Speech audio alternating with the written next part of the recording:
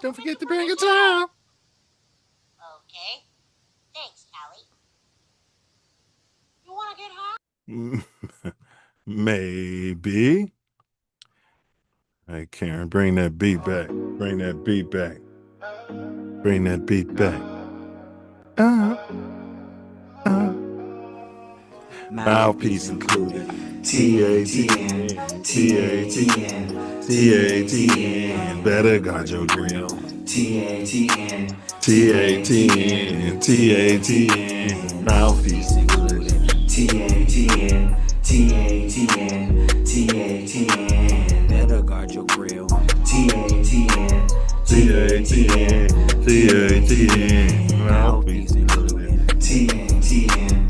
TATN, TATN, better guard your grill. TATN, TATN, TATN, mouthpiece included. TATN, guard your grill. TATN, better guard your grill. TATN, TATN, TATN, TATN, TATN. Somebody have BJ Rossini reach out to us. She can be our insider. Welcome to Mouthpiece Included, the podcast where we unpack spolly tricks. That's a fusion of spots and poly tricks and everything in between. The collapsible superposition. Whether it's a viral moment, a controversial call, or a political pivot, we're bringing the heat with sharp takes and layered content. The National Basketball Association playoffs came in swinging in the first round, flipping brackets, flipping brackets on their head and reminding fans that seeding is meaningless when young stars decide they're done waiting their turn. Upsets, meltdowns. RIP takeoff condolences. What's going on here, Bob? Okay, upsets, meltdowns, surprise heroes. It's all on the table in the meaningless first round. And the league's biggest names are suddenly looking over their shoulders. And while the hardwood is chaotic, the headlines off the court are even louder with the newly surfaced press dinner shooting video involving Donald J. Trump, number 45 and 47, circulating widely online and sparking a fresh round of commentary across media outlets such as TATN. Meanwhile, Malika Andrews, you know the one, had a lot to say about that colored, some sort of tether, Ume Udoka. She's catching attention for what she didn't say. As viewers online debate her on-air silence around controversies involving her white zaddies, she's not speaking. She was quick to point out even the new Boston Celtics proclivities. The new coach tried to keep him from getting a job. Add in our way too early NFL division winner picks because it's never too soon to stir the pot. And the league's offseason storylines are already heating up before training camp even hits. But the real shocker this week comes from the world of water polo, where allegations of hazing and racism have pushed a niche sport into the Mouthpiece Included conversation on culture, accountability, and who gets protected. Hopefully we'll have enough time to actually break that down. And of course, it wouldn't be Mouthpiece Included without diving into this week's spolly tricks, the political theater, the strategic leaks, the narratives being shaped in real time, plus everything else the timeline tried to throw at us. So buckle up. Whether you're here for sports scheming or political sharp turns, we got your dose of insight with just the right amount of edge. This ain't just commentary, it's clarity served up with heat. Ready? Let's pop. Yeah, I got to find that video. I'm going to find that video through the show. Let's pop on those filthy air ones. You know, the ones that you probably should have thrown out. You know, they stinking up the house, or maybe you keep them in the car. You got them in the trunk and it smells like a dead rat is in there. You know what I mean? And, you know, you just keep them because you don't want to ruin your new air ones, your fresh ones. You definitely wouldn't wear them to work like your GM Ryan Poles did on his very first day, pulled up in a business suit with some filthy air ones and stepped right out of the limo into the slush at the crack of dawn and said, let's get to work. So the panel is open. As I mentioned earlier, the link is pinned in the chat. Feel free to pull up. All right. But if you do pull up, don't forget to bring your mouthpiece. So stand down, stand back, stand by.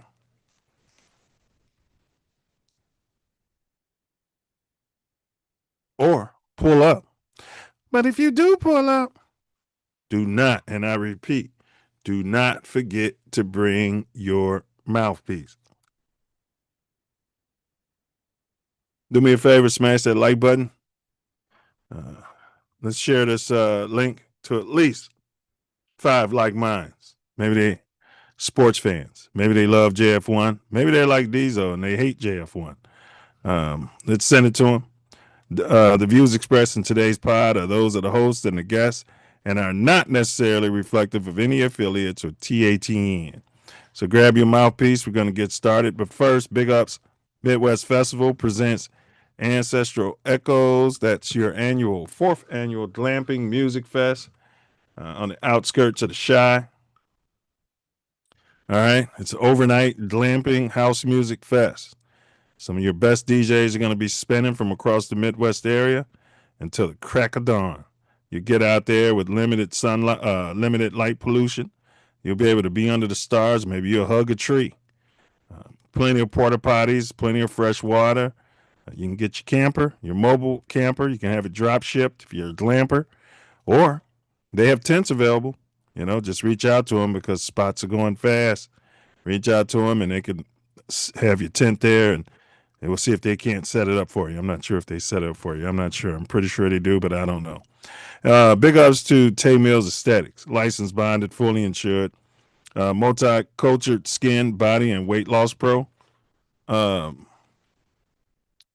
If you're looking for the best esthetician in the business and you happen to be in the Los Angeles area, reach out to Tay Milz at www.taymilzaesthetics.com.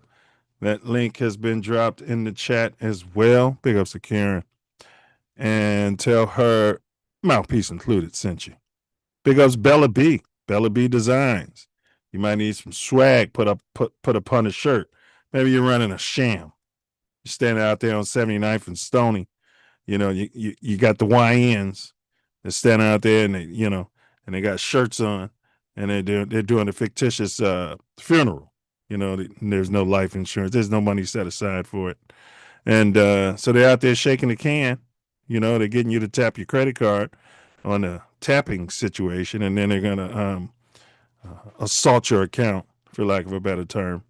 But even if you're not running a sham, reach out and you just need something on the shirt. Maybe somebody's going to college and, you know, you're doing like a GoFundMe type of thing. Trunk party, you know, put all the ramen noodles in the trunk. Reach out to Bella B at designs365@gmail.com. Last but not least, JIM Recovery, licensed, bonded, fully insured, in business over 4 decades in the Chicagoland area. You need your car towed, right? Reach out to JIM Recovery.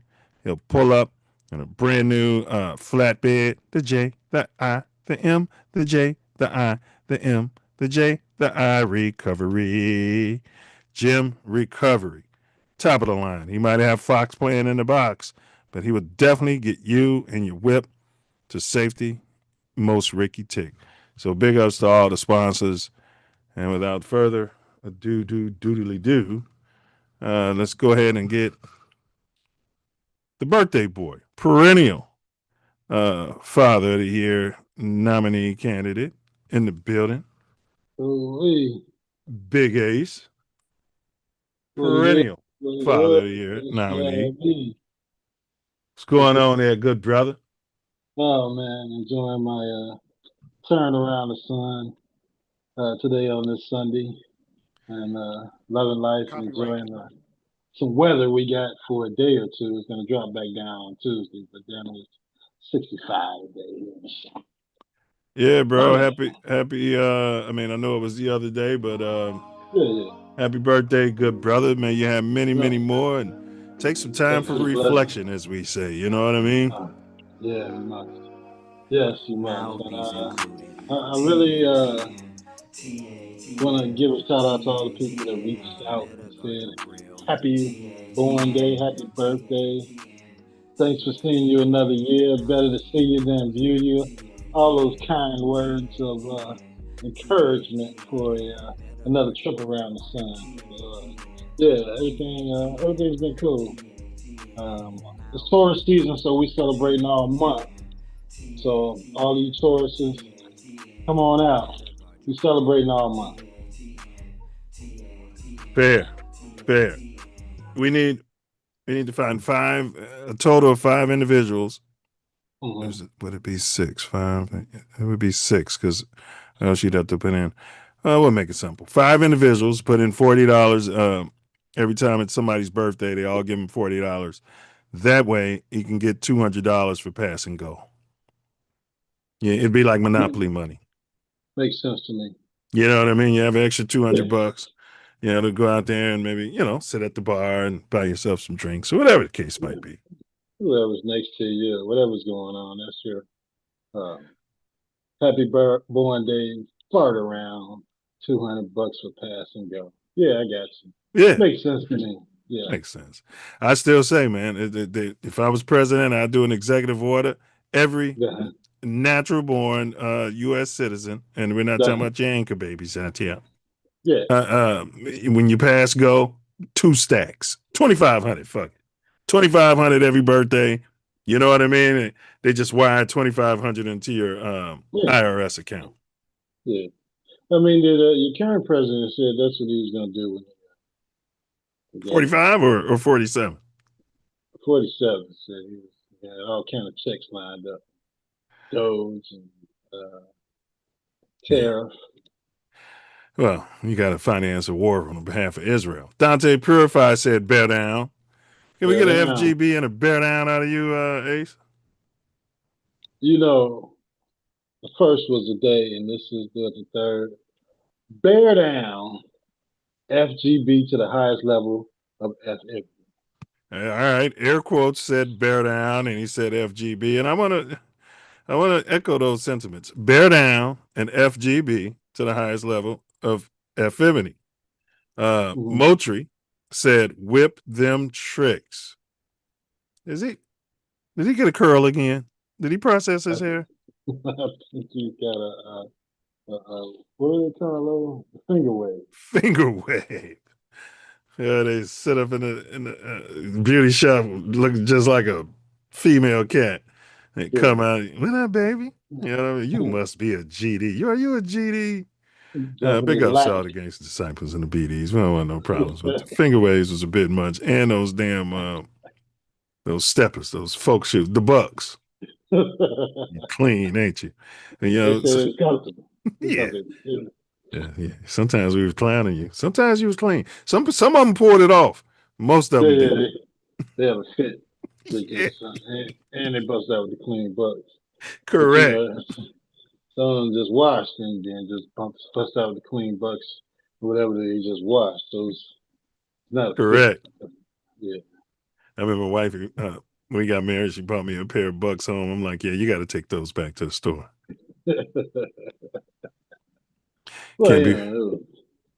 Can't be walking around Hyde Park with the Bucks on.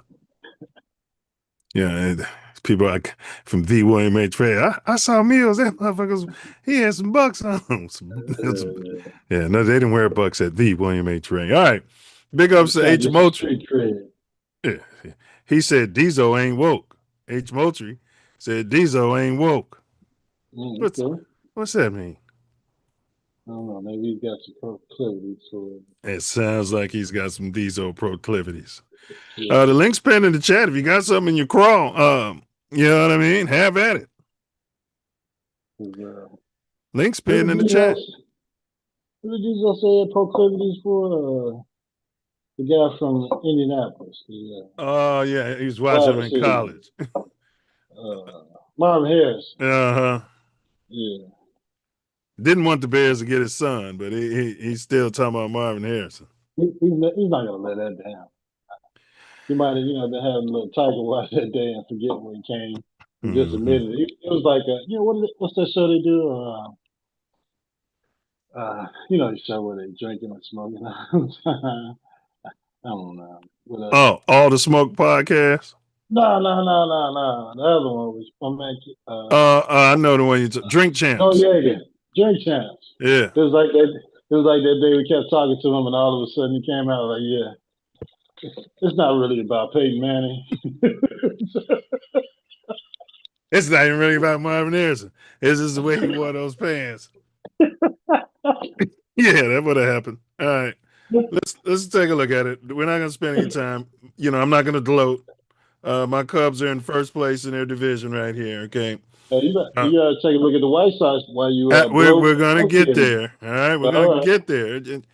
Be patient. I think it's only fair. You want to start with the bums first? That's all right. Let's start with the No, bums. I mean it's your show. You do what you want to do. It's our show. I mean, if you want to start with the bums first, The let's go ahead and record start will with be the the bums same first. pretty soon. You can go ahead and start with the Chicago North Side Cubs if you like. All right. I got no problem. Make up your mind.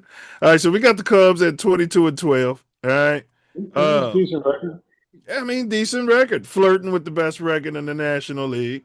All right. 7-3 over the last 10, 8-7 on the road, and 14-5 in the friendly confines. I mean, go Cubs, go. Go Cubs, go. Shout out to Chicago baseball. Hopefully we can have a meeting, a Subway series by the time the end of this year comes. Yeah, well, you better not be drinking no Tiger Bomb on the red line because the sheriff's going to whoop your ass and drag you off that train. We got the sheriff now. As long as you're not, violating any law, then they'll just walk through the cart. As long as you're not a YN. Yeah, those of you out there with no shoes on and smoking blunts and you got your luggage and your baggage on there, they're going to get you off the train. Yeah, just drag you off of there. All right. Yeah, but I was going to mention the surging White Sox. All right. You didn't give me a chance. They've won 7 out of their last 10. This hasn't happened in 4 seasons that they won 7 out of 10 games. Oh, we out here ball. We out here playing ball. Yeah.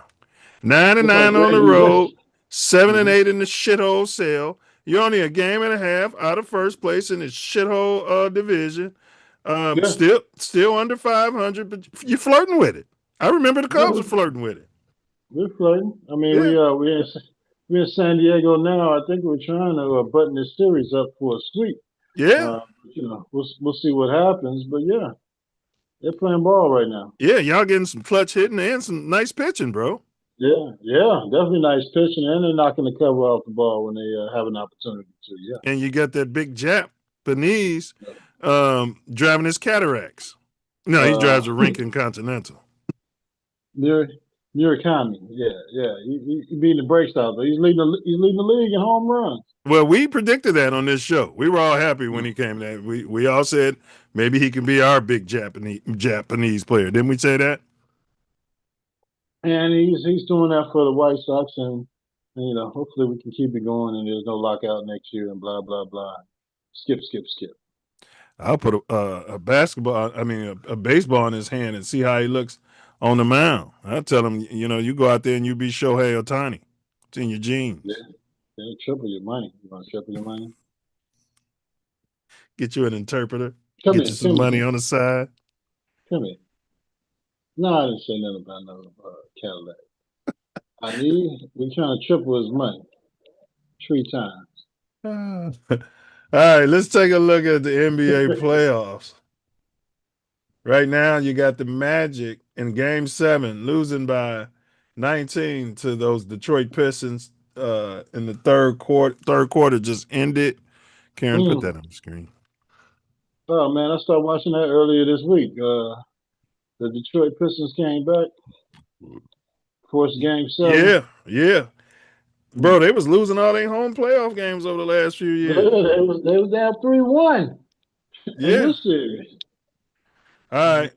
Now, the 76ers came back and spanked the analytical Celtics who like to run up and chuck threes when it's not necessary. Yeah, well, go ahead. JJ at the end of that game so bad, shooting threes, and nobody wanted to just go to the hole and see if they get a layup while they were down 1 point. It was atrocious. the brand of basketball they played for the last 2 minutes of the game last night. Bro, it That's wasn't what it just was. that game, man. They had games all series. Every game they lost, it was atrocious. It was games when they were up 15 points with 5 minutes left, and all they had to do was trade baskets, and they were coming right down, chucking up threes and missing them, bro. And the coach is sitting there telling them, keep shooting it, baby. Keep shooting, man. It's gonna fall. Yeah, we're getting ready for the next round. We got your guy who you got proclivities for, who I don't like. If he was 0 for something in the, game 7. What's his name? So, The forward on the Brown? Celtics. Yeah. They got Jaylen Brown and they got the other guy, the high yellow one with the gimpy knee. And all they He doing is can shooting play. threes, and these guys can get to the basket, bro. Yeah, well, yeah. I mean, that's the offense nowadays in the NBA and high school. Yeah, they just come down there and chucking the ball, chucking threes up. No matter, they were down. It was 2.5 minutes left in the game. They were down one damn point, and they just came down and shot like three threes in a row. And Maxey from Philadelphia just came down and just went to the hole like 2, 3 times. He went scored twice and then got fouled. But that's 6 points that y'all didn't want Well, to the do analytics anything. don't, but the nerds in the analytics department are telling you to shoot those threes. Man, get the. You need points. The guys And who that's never laced one. them up are telling Yeah. everybody to shoot those threes. You're down 1 point. You needed two. There's no reason to shoot a three. Or if you came back the next time, you could have got another 2 point. But that's what Philadelphia did. And they're going on to the next round, and the Celtics are going fish. And like you said, draw some fouls. And I heard Embiid was giving them the business the game before. They was throwing it down low to Embiid, and he was old school basketball was happening. Yeah. I mean, they got Nick Nurse as their coach, so he's like, yeah, I know the way to beat this analytics shit. I'm finna go bang. I'm going to the So hole. LeBalco James recently was saying that he's never said he never compared himself to Michael Jordan. That's a lie. And then he said, because their games are different. He said he said his game is predicated towards passing people the ball, whereas Michael Jordan's was shooting. And I say you're a liar again. You're a ball hog. You've led every team in scoring that you played on. Yeah. So, right? And my game was basically built on the team scoring and moving the Correct. ball around in the triangle, and he was the best option all the time. But he wasn't hogging the ball. They were moving the ball No, around. no, no, no. Especially in his heyday when they sent 2, 3 players at him, he just passed the ball to somebody. He got a damn layup or a dunk. Come on. And he was okay with the hockey assists as opposed to stat padding. Yeah, that's true.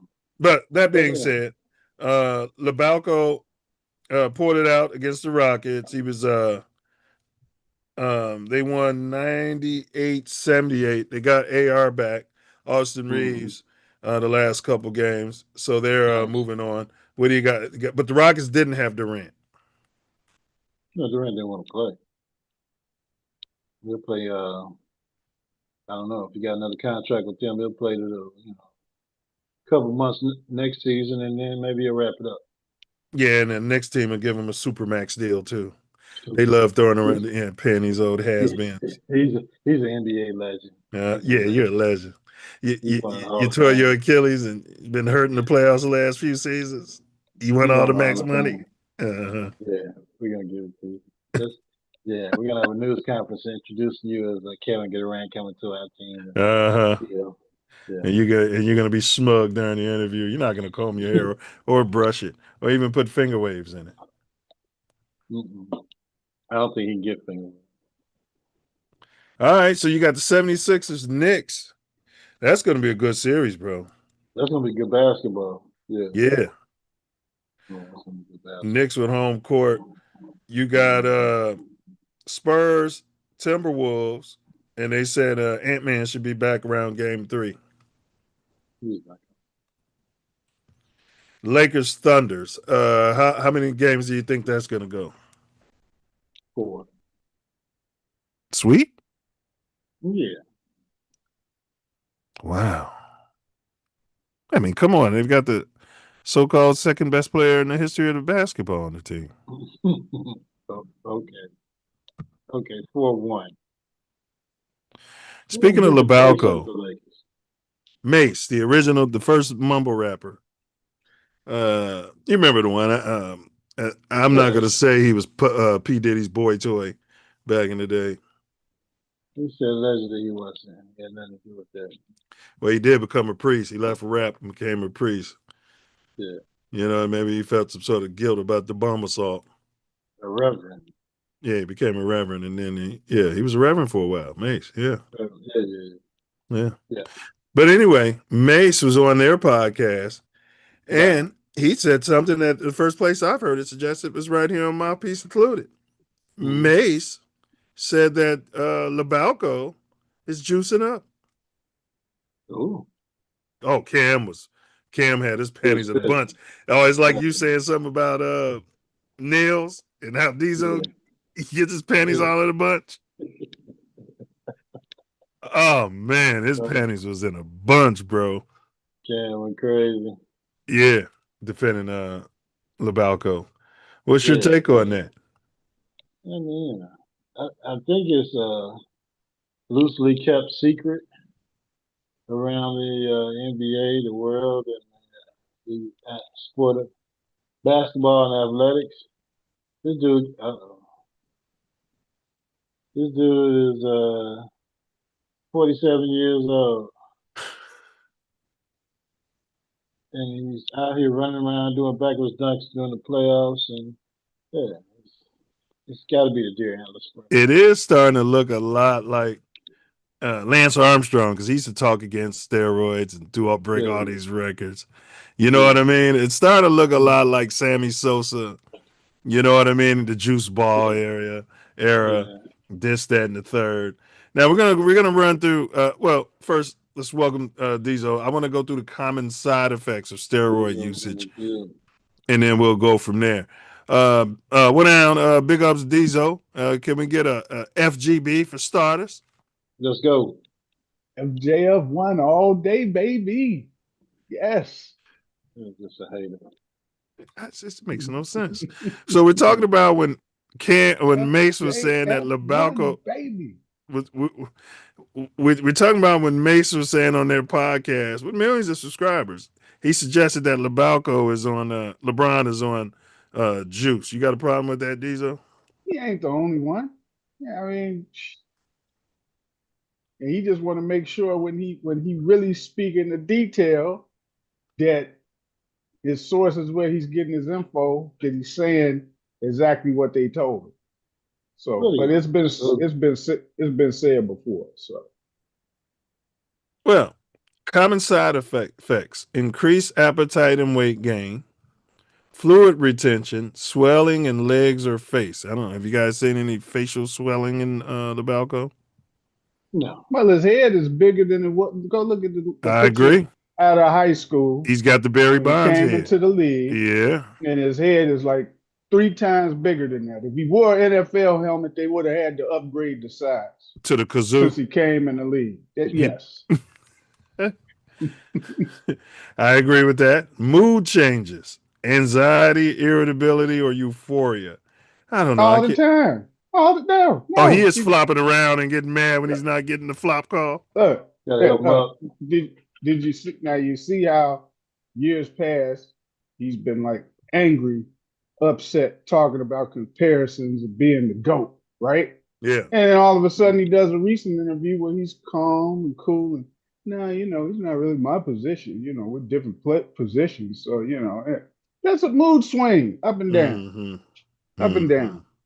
But I think people have told him that, come on, we're not going to listen to this Michael Jordan crap. Matter of fact, you're behind Kobe and well, not Shaq. You're behind a couple players. He's too calculated. My opinion, he's too calculated for that. He foresees losses coming in the playoffs or against teams. He does that kind of stuff to take the heat away from him when he's about to lose. It was like a few weeks ago, and he was playing. I don't even know if it was still the regular season, but they went to play I think it was OKC on the road after Doncic or somebody got hurt, and I think old boy was still out. He didn't play in the game. Yeah, I There remember. wasn't nothing wrong. Wasn't nothing wrong with him. Nothing wrong No, with man. him. But he wanted to save face from the embarrassment because he knew they would get blown out. So he does these kind of things, man. He's saving face because he knows we about to play OKC. And even if you had Doncic, you might win one game. With them or without him, you might win one game. So Yeah, treatment that day is. I don't buy man. none of his. I don't buy none of this stuff. Well, what about trouble sleeping? Insomnia. We wouldn't know about that. You'd have to ask his wife. Acne and oily skin. Have you seen any of that? He is kind of greasy looking. He does look greasy. I was gonna say the same thing. He does look greasy. Like a Jermaine Jackson greasy. Yeah, kind of. I thought he was eating too much chicken or something, but yeah. Nah, chicken and beer. All right. Increased body hair. That beard is pretty fluffy. When he gets that beard going, it's extra fluffy for somebody his age. But he finally cut off the whatever he had going on up top and went bald. Well, that's part of it. You lose that hair on your head as a result of the steroids. Okay. Long-term or high-dose use, he would be that. Muscle weakness, moon face, they call it, Diesel. Rounding of the face and fat deposits in the neck or trunk. Yeah, I see all of that. All of that. But these roid rumors, they've been going on for some time. I don't know why. Maybe certain people are waiting until he's done playing to really say something about it. But I mean, those rumors have been out there for a while, and you're starting to see it circulate a little bit more and a little bit more. So, yeah, well, we've discussed it on the show for years, man. And now Ace is blazing for him for some reason. I don't know what happened over the time.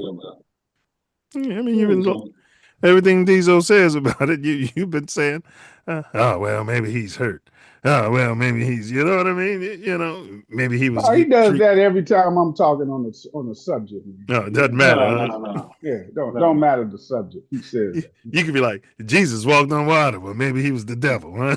Yeah, you didn't feel like walking on concrete that day. Huh? Yeah. Oh boy, you feeling a certain kind of way? You been tiger bombing already?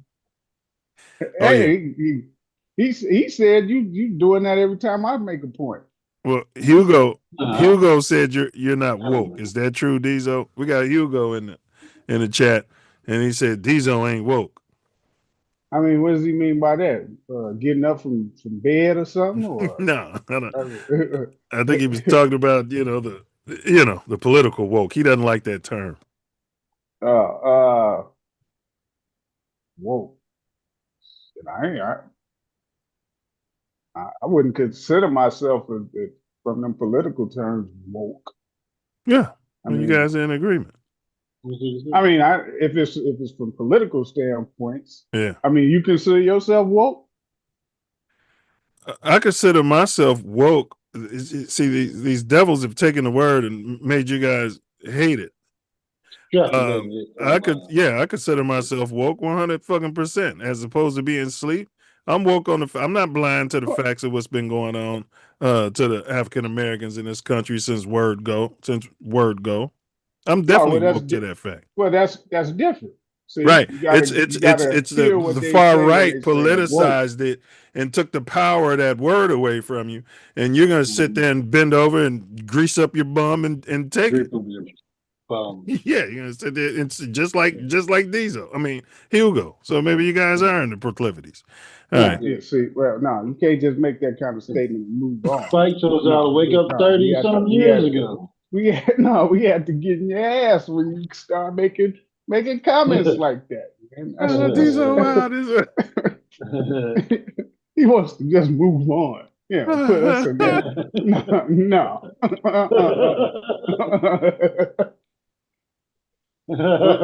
See, woke in terms of The recent years is more Weasel along. he did a Mr. Magoo, didn't he? Yeah, Mr. Magoo be riding around blind and shit. Mr. Magoo will wake up and whoop your ass. You know wait a what? minute. That makes me angry. That makes me mad. We'll take that clip tomorrow and shorten it up and just end it right where you. That's the end of today's show. Yeah, cut it up. That's the end of today's show. What are you gonna be like? Wait, did you even say it to him? Go ahead, man. What was you saying, bro? Before we move on, I'll let you rebuttal. If you're talking about woke in terms of like these recent years, it's more or less along the lines of LGBTQ, the alphabet community, and all that type of stuff. I see what you're saying. That's different. But that was never woke. That's not what woke meant. But that's I know. But in recent years, that's what they would make that term to say you're woke if you're favoring rights. So if they called all of the rainbow people Wolverines, you're no longer a Wolverine. That's what you're saying right now. No, I'm saying that's what the masses of people were labeling woke to be. Correct. And if they start labeling all those people Simeon Wolverines, you'd sit right here and say you're not a Simeon Wolverine. That's basically what you guys. I'm trying to give you an example. No, I would tell them that I got my education at Eisenhower. I was false flagging the whole time. Yeah. My point. Look at this guy. You see what I'm saying? He gets offended when there's nothing to be offended about. Yeah. The point I'm making is this, bro. I'll use Cardinals. If they said all that woke stuff, if they refer to them as Cardinals, I'm still a Cardinal. Damn what they put on it. I'm a Cardinal because I've been a Cardinal before they put that on it. Yeah, I know. I just have to make sure when you hear that term, what are you exactly? I got what you're saying. That's fair. When they're saying that. That's fair. That's fair. That's beyond fair. Moji said talking about the proclivities, and you're answering something else. Yeah. See, the proclivities would be, it's your birthday, but you had JF1 coming out your cake. That's a whole different thing. See, the proclivities was your a whole different thing. You had JF1 coming out the cake, and you got Marvin Harrison Jr. singing "Happy Birthday" too. See, them was two different things. Now this is called deflection. Yeah. When you came out here and let your little proclivities hang, and now anytime somebody mentions them, you deflect onto some sort of other topic. Yeah, it's okay. You got JF1 coming out the cake. No problem with that. All right. Moji said the red line nickname is the deadline. I'd probably call it the bloodline. He said Cubs in toughest division in all of baseball. You know he's going to jump on the Cubby bandwagon, Ace. Yeah, he's going to be riding it all the way to the playoffs. Isn't he the one that's a Packer fan? Yeah, and the Cubs are MAGA, Coach. I'm surprised you ain't been a Cubs fan before this because the Cubs are MAGA. Yeah. But why isn't he a Brewers fan? He is. Oh yeah, he's all things walkie. He used to go to Milwaukee every weekend and had some proclivities in Milwaukee. Leave the city of Chicago and travel to Milwaukee to go to ladies' night and hang out with people. You understand what I'm saying? I'm like, bro, you living in the world backwards. Dante Purify said 9 or what? Mochi said the NBA is now the EBA. What does that mean? What? Dante in the chat rolling. All right. So we got Donald Trump.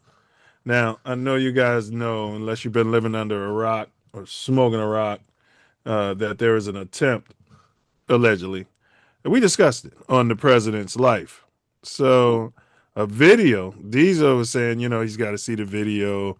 He used fraternal order of police speak. I gotta get all the evidence before I can use my brain. You know what I mean? He's in the Navy, so you gotta talk to Chad. You're right. The Navy JAG. Yeah. All right, here we go. This is what happened. Now, That's allegedly the shooter just running past everyone, just as I predicted. They said he got a shot off. That was new video of armed suspect opening fire. Show me where he opens fire. He was throwing bullets at him. He had a bullet in his hand. He threw it and hit him in the chest. Right there. Okay. Right there. Okay, he did get a shot off potentially. Allegedly. Okay. But this dude wasn't shot. Yeah, now that's what's weird is you had like 2 or 3 of them returning fire, and he didn't get hit, but he got tackled. Well, who else is returning fire? You see, watch. One of these ladies got hit. One of these ladies got hit in the crossfire. So this dude he allegedly, to Ace's point, allegedly is shooting at, didn't get hit. And this dude bust back and he shot one of them. Just like I said, friendly fire from a goofy. But allegedly he shot one of them in the vest. The guy that he shot at was hitting the vest. This guy right here got shot in the vest. Yeah. Okay. Allegedly. Okay. All right. Look at that. Now watch how many return fire at him. Yeah, but they terrified. This guy down there. Who, him? The lower right. No, down. Move all the way to the bottom under that white. We're showing the right here? No. Security footage. Yeah, under there, there's a guy. Right here. Right there. Lower left. He's shooting back. Yeah. The guy in the center is going to shoot back, and another guy's going to come on his side and shoot back. Allegedly, because he's gone. He's out of the view. He's headed toward that other room. Now, if you let it play. Hold on, let me slow it down. If all these guys in this room shot, who the hell was in the street in the other room when he got tackled and his shirt taken off and they was playing with his bum? And next thing you know, he's handcuffed. Okay, we slowed it down. There you go. Yeah, see, there's 2. Are they shooting? 1, 2, 3. Those look like tasers. I think those 2 were shooting. I think the colored probably shot. It don't look like they're shooting. He's already tackled. They're not shooting. But you heard the gunshots from in the other room. This is true. This is true. You heard those shots. That was outside. That was behind the stage. Yeah. But it's funny how the suspect didn't get shot, but he got tackled. Which is what me and Ace were saying from day one. How did he not get shot? This dude right here, is he busting at him? Get this shit off the screen. He's busting at him. Well, I think he got it pulled, but he doesn't fire immediately until that guy shot. He had a safety on. I just don't think he fired yet. I think he was just running. Hey, that suspect was moving pretty fast. Wasn't he? For a mechanical engineer, he was moving like a trained killer. He was gone. Manchurian candidate. Yeah, he didn't get hit, bro. He got tackled. He didn't get hit. And if he's getting shot at, who's got the balls to tackle this guy who's got bullets coming after him? Right. So maybe tripped him. Well, his problem was that rifle he had. So it's easier to tackle you if you're in close proximity and they got a rifle as opposed to a pistol. Because they can't, they got he had that when he came through that checkpoint, that was that rifle that he had that he was shooting. It wasn't his pistol. So he should have went to Pookie and Ray Ray on the 8 tray and got one of them drums, huh? Came to that Wait a minute, they said he had all kind of weapons. He had a pistol, he had a rifle, he had like a couple of knives. But when he come through that checkpoint, that is that rifle in his hand that he's firing.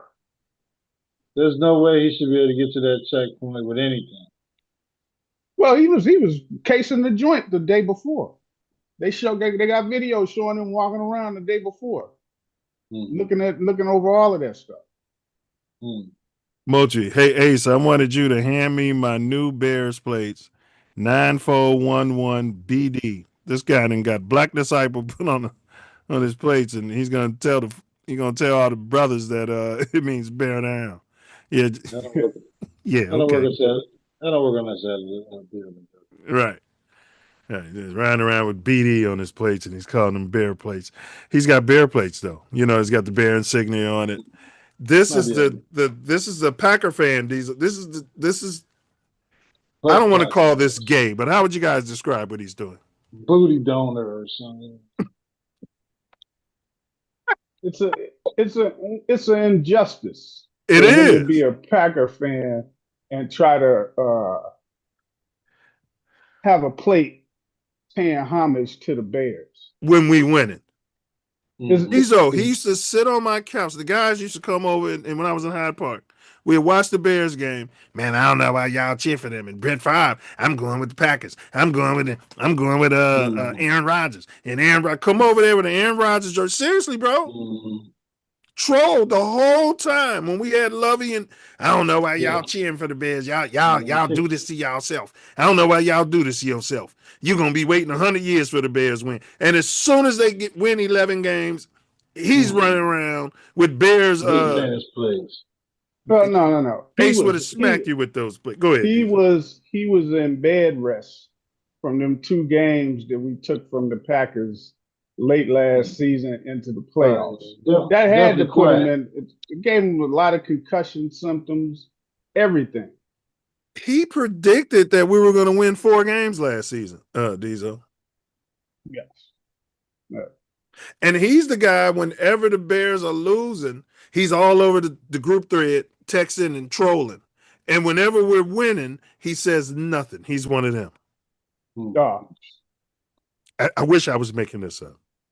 No, I believe you. Because I remember him.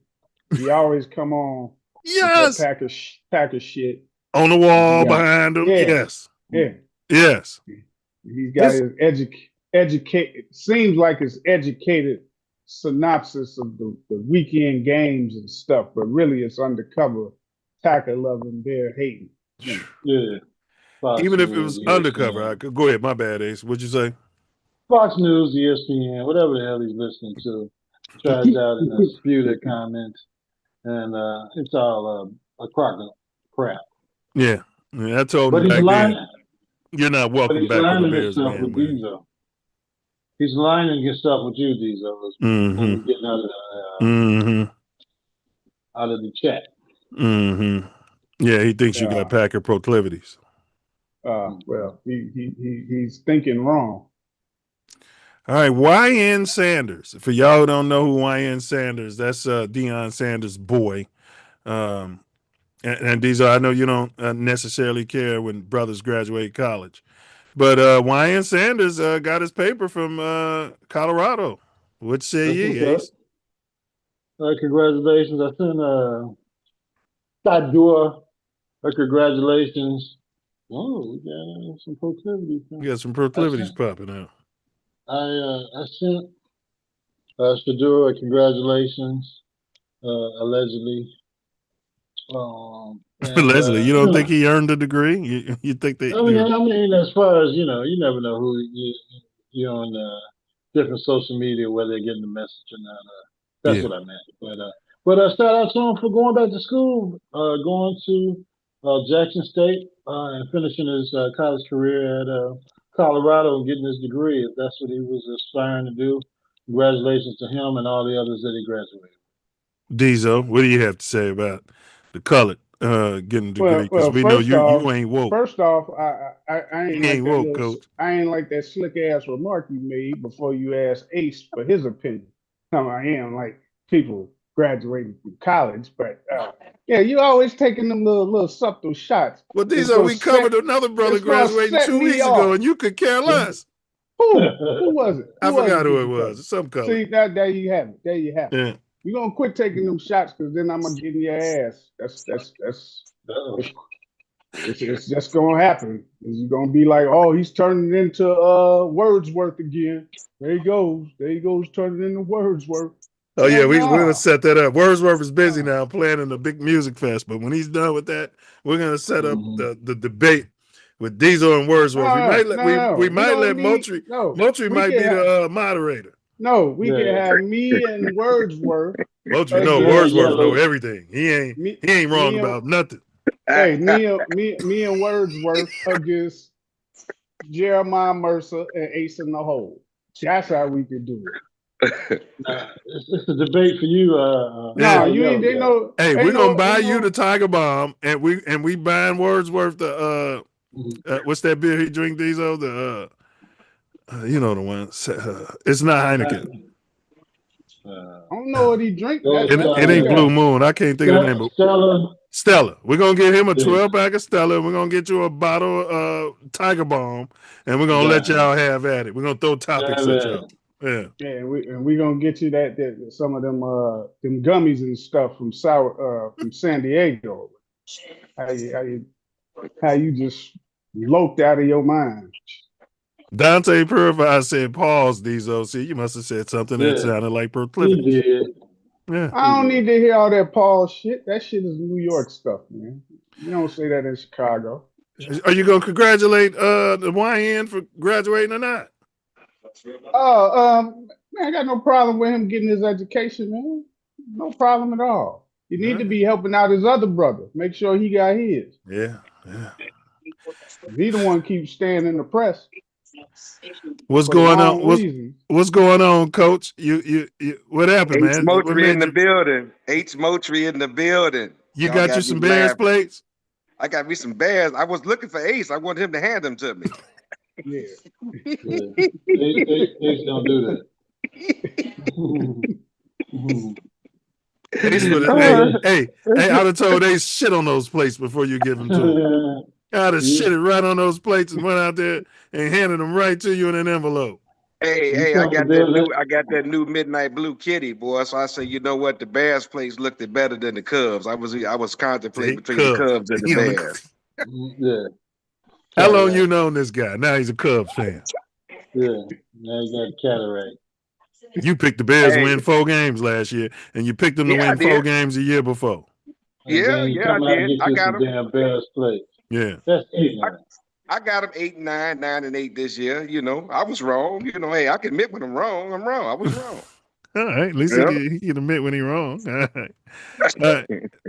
Let's move on. 9-8. That colored Mike Tomlin is off the clock. All right. His black ass stepped down from the Steelers organization, and he got picked up by the NBC to be part of the what they call that, Friday Night Football, whatever they call it, Football Night in America. And undisclosed salary, y'all. So Brady gets $50 million, drop dead gorgeous, ain't he, Coach? Smart. He got $50 million going Fox. They announced it to the world. Tomlin's black ass probably got paid peanuts. That's why they're not announcing it. Do you got to pay to watch him? You know, is he on Prime Video stuff? No, Football Night in America, NBC. TV no more. No, he on NBC. Yeah. You know, but NBC got the little Peacock thing going on, right? Yeah. You like that? Yeah, but Brady called games though. He don't call. Tomlin's just calling from the booth because they replaced some of those guys. I know Tony Dungy is Dungy out. gone. Chris Sims gone. Okay. Yeah, so he just calling stuff from the studio. Hey, halftime.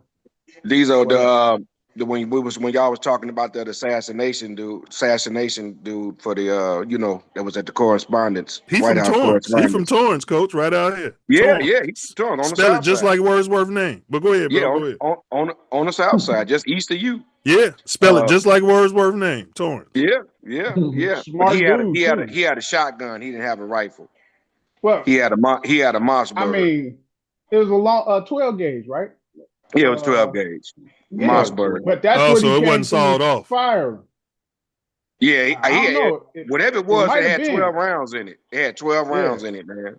Hey, he got Chicago ties. They said he took the train to Chicago. I told you, he probably got with Pookie and Ray and got all them weapons, and then he drove from there. I think he took the train from Chicago to New York. Took another train, huh? Okay. Obviously, he didn't take a plane. No. And obviously, he didn't go out there to New York and buy guns right away because you can't get them right away. And it's tougher in New York. It's obviously he traveled by car or train or something. Yeah, it was Amtrak. It's easier to get It's easier to get a gun in Chicago than it is to get a black and mild.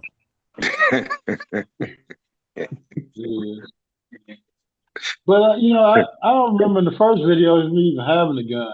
Now here we are a week or two later, and there's all kind of videos coming out with weapons and this, that, and the other. And the pictures we saw immediately following the alleged shooting, I haven't seen any damn weapons. Well, Hayes, did you know when they put him on the ground, did y'all notice that he didn't have no shirt on? Do y'all know why he didn't have no shirt on? Yeah, they wanted him to look like a slave. They He took his shoes off too and cut his socks off at the toe. What I always tell you, to click them heels 3 times and make a wish and hit the button. And bananas and rice. Go ahead and do it. What's that got to do with him taking his shirt off? No, they took his shirt off to make sure he didn't have no more. Didn't have no more weapons. Yeah, weapons and devices and stuff in them. Yeah, to blow up. Yeah. Oh, but the brother went in the hospital allegedly had guns under the flaps of his fat in Chicago, right? Yeah, and killed the officer. Come on. Mm-hmm. Well, he took the gun away from the officer. No, that didn't happen. Didn't happen. No, he did the same excuse that he done another time when he got arrested, where he said he swallowed drugs. Yeah, and then they take him to the hospital. But they patted him down. They don't know how. Where he got that other revolver? You think he poured it out his ass? You think he poured it out his bum, Diesel? Yeah, it was right up in his bum. I don't know, but he sure had it. And I can believe that. I can believe that. My thing is you think you're going to get away shooting 2 cops in the hospital and running out the hospital? Well, his family said he retarded. His family said he'd have been down there with the asbestos and lead paint with you and the coach down there at Ray. Yeah. He's got to be. Yeah, he was in the bathroom halls at Leo with all of that stuff, man. Yeah. All of that stuff. Yeah. But if you look at if you look at that video at the beginning, it's a guard.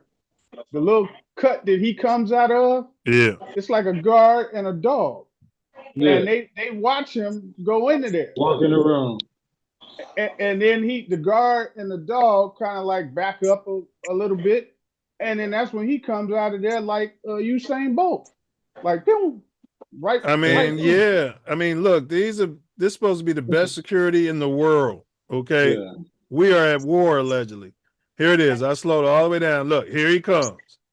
Look at these people. What are they getting paid for? What are they all doing? Look where he's looking. Yeah. The timing for this guy to come in here when none of them is looking. Yeah. And the entrance is over to the right. What are y'all looking at?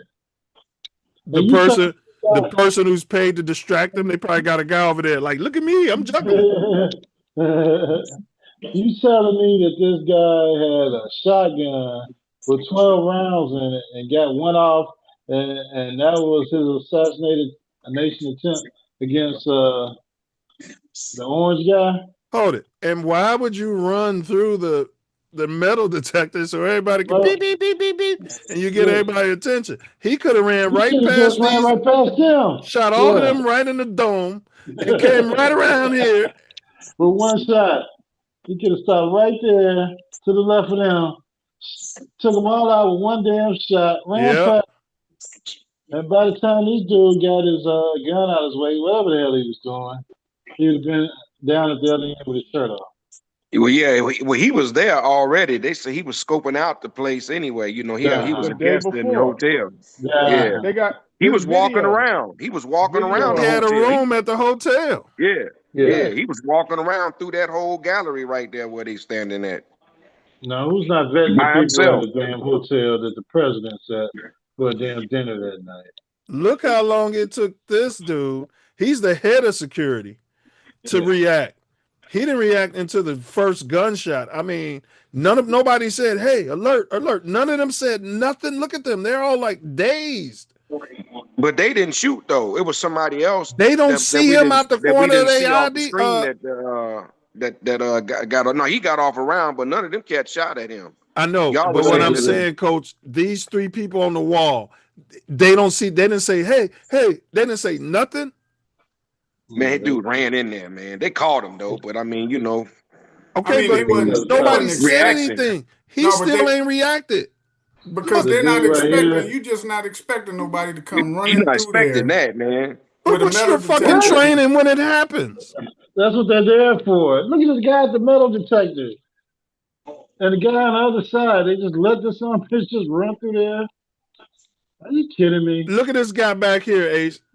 You see him on the left, behind here, the left behind the metal detector. None of them are screaming. None of them are screaming because this guy still ain't reacted.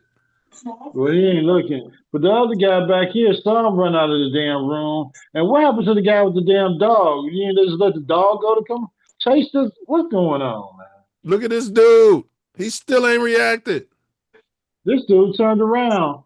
That was behind him. That let me know that this is an AI video and dude didn't have no gun. It does look AI. These ladies still ain't moved. This don't, man, bro. If I was at a party at U of I and somebody ran through shooting, these people would have reacted already.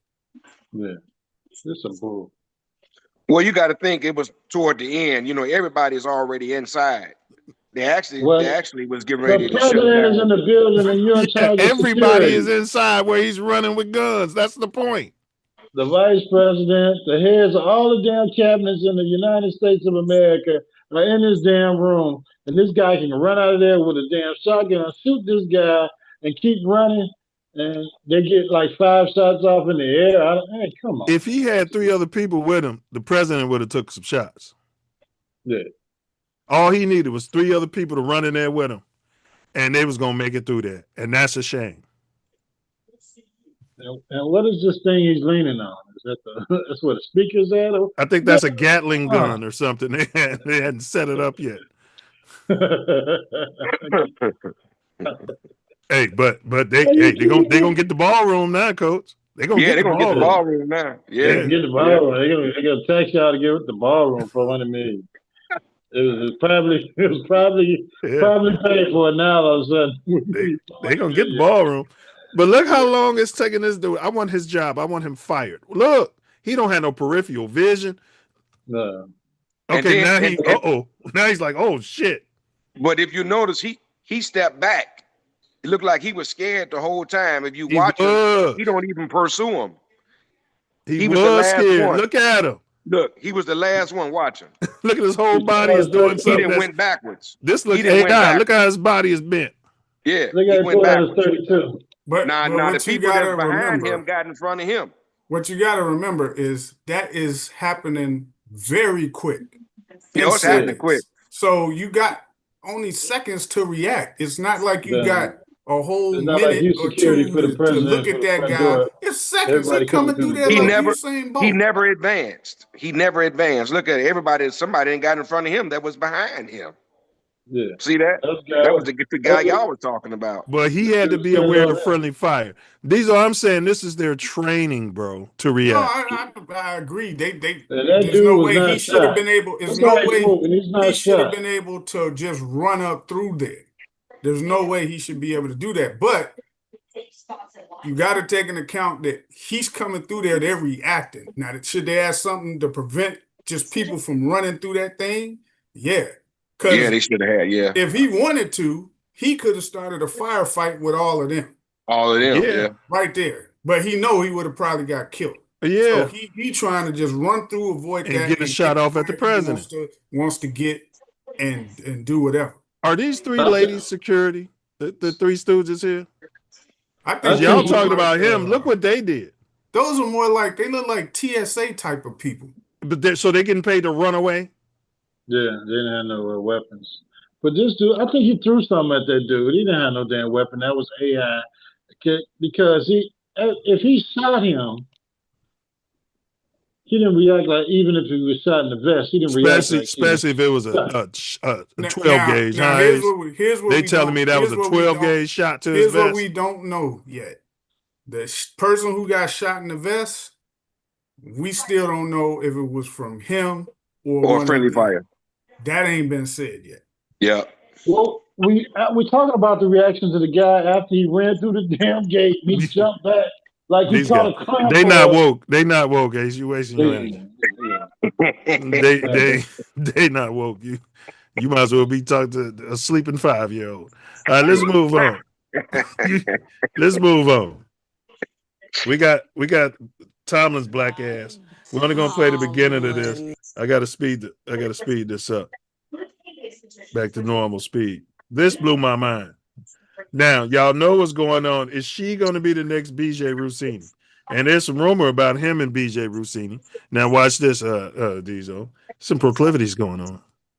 Mike Tomlin here today, and we interrupt this NBA Showtime to break the news that Mike Tomlin will be joining us this fall for Football Night in America. Welcome to the team. He looked like Ace when he was talking about Travis Kelce at the Super Bowl weekend. Coach, I'm so excited to have he's you. working. We're going to have he working. Great season. Hey, I'm looking forward to it. Look at him. He looking He wringing his hands. Yeah. You said it, Ace. Looking forward to it. He looking forward to learning from you. Let's go.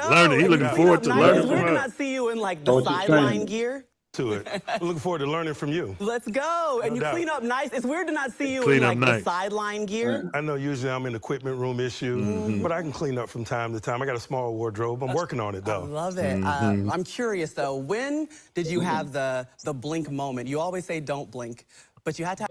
All right, that's all I'm sure of that. I just thought it was, BJ Rossini. How long was he coach? He was like about 17, 18 years. 18 years. Never had a losing season. He said he stepped down.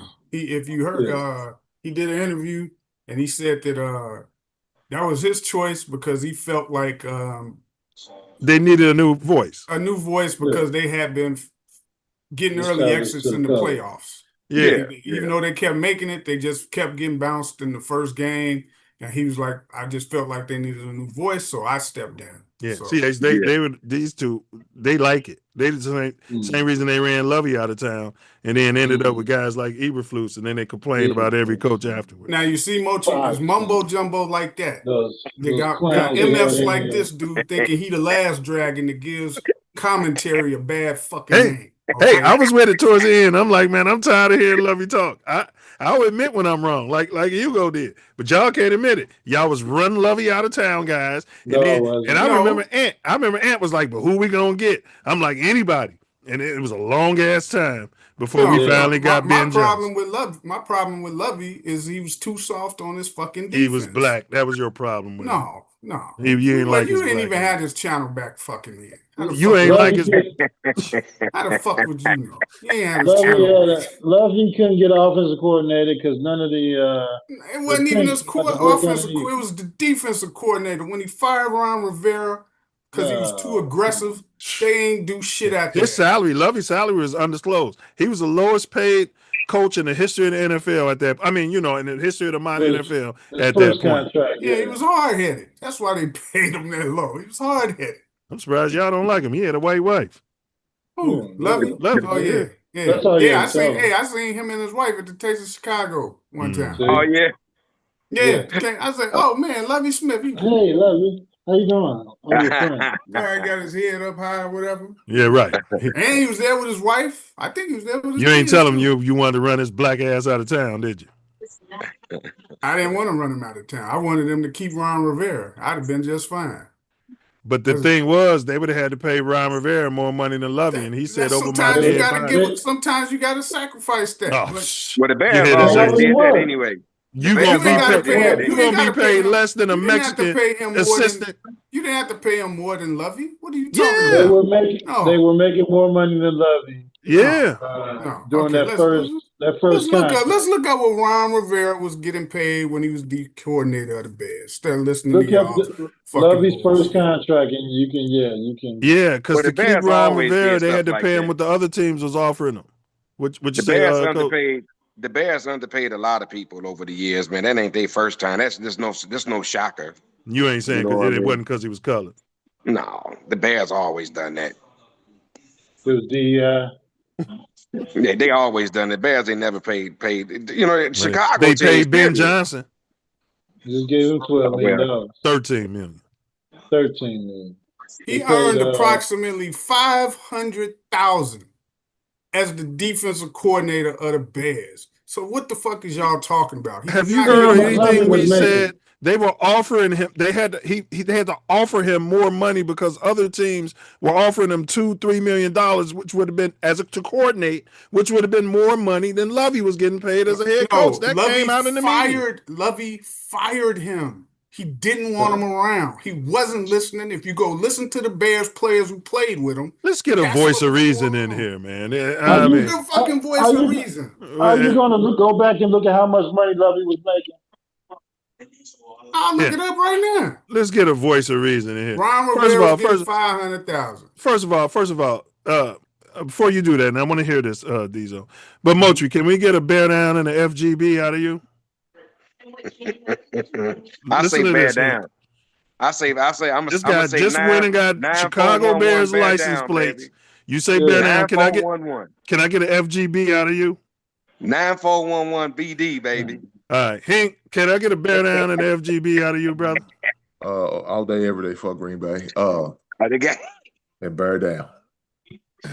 This guy won't say. They won't say FGB. Maybe it's for religious reasons. Maybe it's for religious reasons. I respect that. Yeah, FJF1 all day. Oh, there you go. Player. That man hates that man. That's crazy. Anyone can. Is he still in the league? Is he still in the league? Yeah, he's starting quarterback for the Kansas City Chiefs. He's got them nuts. He's starting quarterback for the Kansas City Chiefs right now. He on there. Who's starting? Mahomes gonna be ready for these. He might be. You don't know. But right now, JF1 is QB1. He's getting all the reps in Kent. In OTAs. That made the hairs on their bums go up when they heard him go to KC. They were so excited because they like Mahomes gonna be out for half the season. That'll give him his chance. All the time he thinks KC's head coach is smart until he hired JF1. No, I still think he's smart. He'll learn how to use that damn deer in headlights exactly how you need to. Yeah. Run him left, run him right, run him up the middle. Don't let him throw the damn ball. He's going to coach him. Put some players around him and coach him. And coach him to his abilities. And not try to make him a white boy. And not try to make him stand in there and process. Number He's one. going to figure out an offense where he can succeed and then put some wide receivers and Hall of Fame tight end around him. And so your boy Lovey Smith. Look, Diesel said 3 yards in a cloud of dust, baby. That's right. That's all. Jesus so look, Christ. He was paid $1.35 million. I think when he started. And Ron Rivera was getting offers for $2 million. No, but they gave him a get an offense coordinator. They couldn't get a defensive coordinator. They gave him a 4-year extension at $22 million in 2007, and then in 2011 he got a 2-year. $12 million extension, which brought him to $5 to $6 million a year. Ron Rivera only got $500,000 when he was with the Bears. They never offered him anything else because Lovey fired him. He didn't like his over-aggressive play at a cover time. He was making $1.3 million. And how you gonna rehire offensive coordinators being offered $2 or $3 million? Right. The bottom line is Lovey fired him because he didn't like him. It didn't have nothing to do with his salary. Why would he hire him if he didn't like him? Because you got to find out. You know, you can't find out until he's on your squad. He didn't like their over-aggressiveness. Okay. All right, you can believe what you want to. Don't go listen to the other Bears players. Lance Briggs, Brian Urlacher, listen to all of them. Yeah. Because you want to think I'm lying. Nobody called you a liar. I'm just saying, all right. Go do your homework instead of trying to debate me. You ain't done no fucking homework, but you want to debate me. Bro, I told you what you looked up. Man, we was living in the same city, bro. I already knew this stuff. But so you don't listen to what Lovey Smith says. You just listen to what Briggs and Urlacher says, because Urlacher had a bald head. I'm not calling him a skinhead. I don't know what's in Urlacher's heart. But you're going to listen to Urlacher, but you're not going to listen to Lovey Smith. They want Lovey's white beard when he was with the Illini. That's why they got attachment to it. And, you know, now he wants to get off of the subject. When I bring this that guy, man, black head coach, black quarterback. This guy goes ballistic. Fighting the line. He ain't woke, coach. You're right. He ain't woke. He ain't woke. Lovey was down there as a DEI high. He was Lovey was a goddamn DEI high. I never liked that nigga in the first place. And Rivera was a DEI high too. Right? Yeah, he brown and black. Black and a white offensive coordinator. Who's going to stay? Who? All right, let's move on. So there was rumors. Diesel brought this rumor up, and we're not going to really talk about it. But supposedly Tomlin left, because there was some proclivities going on, intermarital situations. So he was, he left through the back door instead of leaving through the front door. But rumor is that B.J. Rossini and the Rams head coach, what's his name? The Rams head coach? McVay had some proclivities. And there's another GM. I didn't write his name down, but there's another GM that the internet is on their ass. They said that those were victims of B.J. Rossini as well.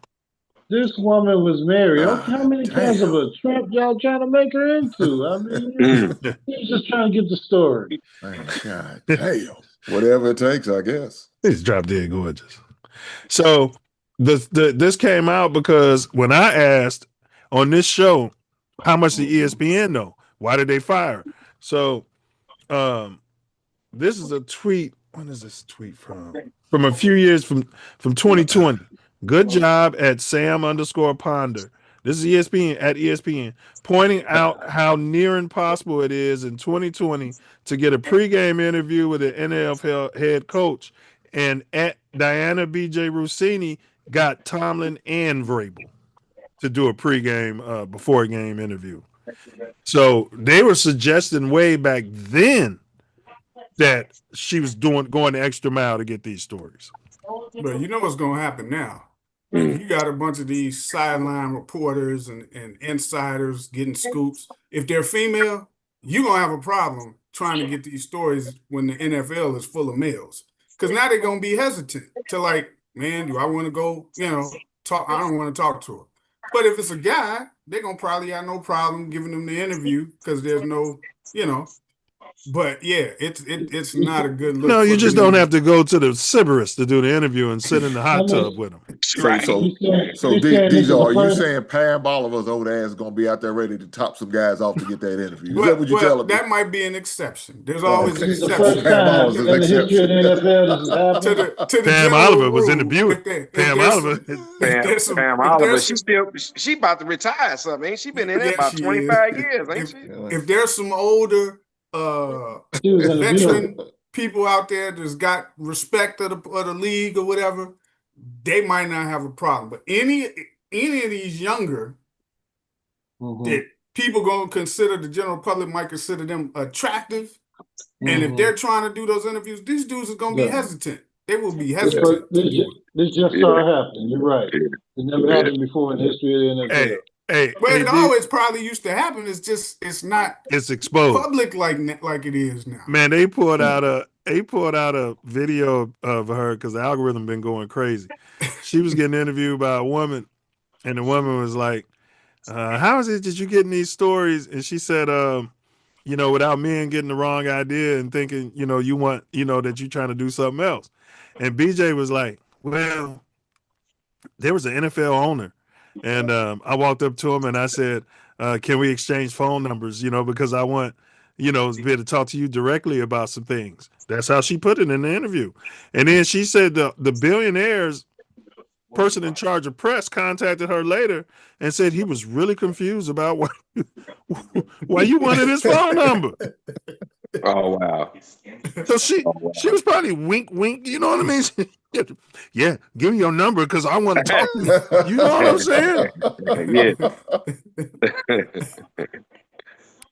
Hey, it's I can see that where you can if you're asking a man that, whether they're the GM, any type of hierarchy in an organization or the league. Like what are we talking about here? Okay, you want my number? Okay. And let's see where this goes, and let her reach out first and then go from there. But yeah, and then the league not going to do nothing to Vrabel. That's what I was really kind of ticked off of. They said this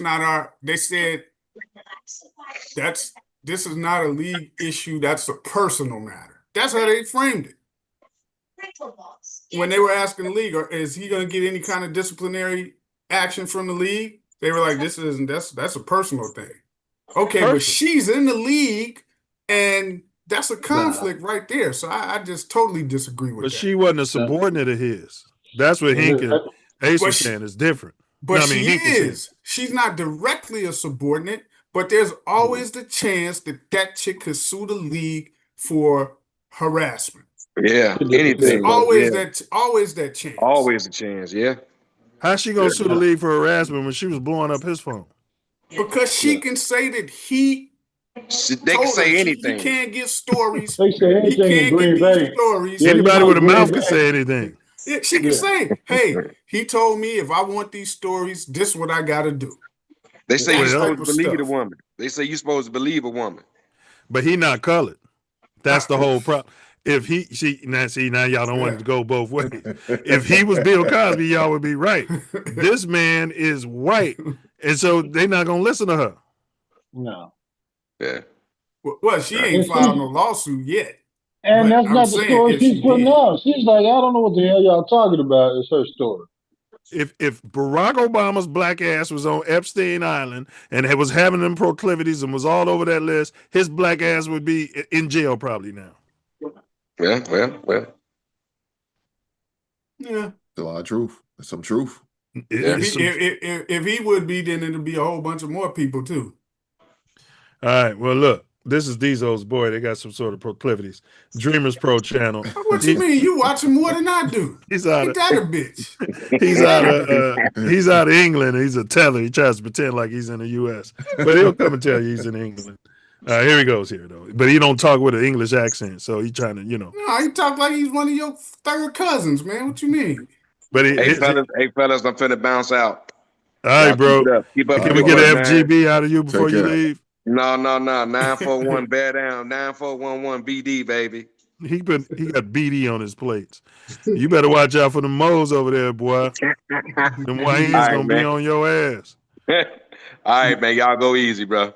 All right, bro. All right, yep. All right. Malika Andrews just went on a tirade against Stephen A. Smith. This is what Diesel was talking about. Malika Andrews. Tizo, this look like Tizo. Huh? Is Tizo? Yeah, he do look like Tizo. He do. He had to check her. Take a listen to this sound here. Stephen A., with all due respect, this is not about pointing the finger. Stop. What became apparent to me in this press conference is that we do not have... What they're discussing is the Ume Udoka thing. And what Diesel's saying, Hank, is listen to this fucking energy. ...all of the information here. And it was frustrating to me that the Celtics declined to elaborate or to give more specifics about what exactly the rule breaking was that led us to this point.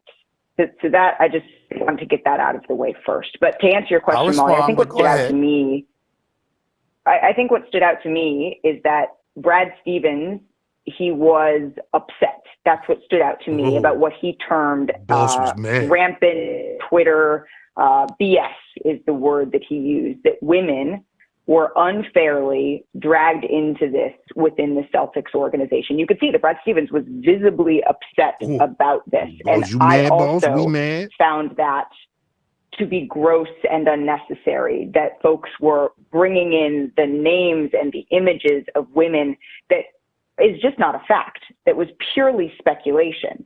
And so to me, that is what stood out. But the Celtics as an organization could have done more, and short of doing more ahead of this yesterday, they could have owned that responsibility in this press conference. I understand that there were legal parameters that they had to operate within for everybody involved, and I appreciate the fact that they brought in outside counsel and did a thorough organization. And I think that that is something that was clearly necessary in this situation. But the fact that it was able to go on all day, the fact that we are sitting here debating whether somebody else should have been suspended or not, we are not here, Stephen A., to further blame women. That is not why we are here.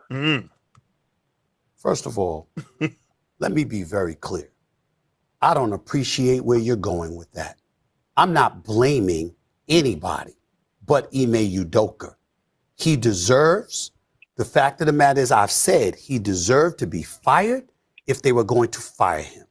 If you're not going to fire him, then don't fire him. My issue is all of this being publicized. The point that I'm trying to make is just You like don't you're think not someone would mentioning. notice if Ime Udoka was not at... Excuse me. I listened to you. You're the one telling me to stop on my show. It ain't happening. Okay, that's number one. Number two, I've already said he deserves to be fired, or he deserves to be there and handle it internally and privately. If you're not going to... All right, so we're going to park it there. The thing about this, Diesel, before you go, is it turned out the lady Udoka was messing with wasn't even his subordinate. He could have said he was victim. She was the executive's wife.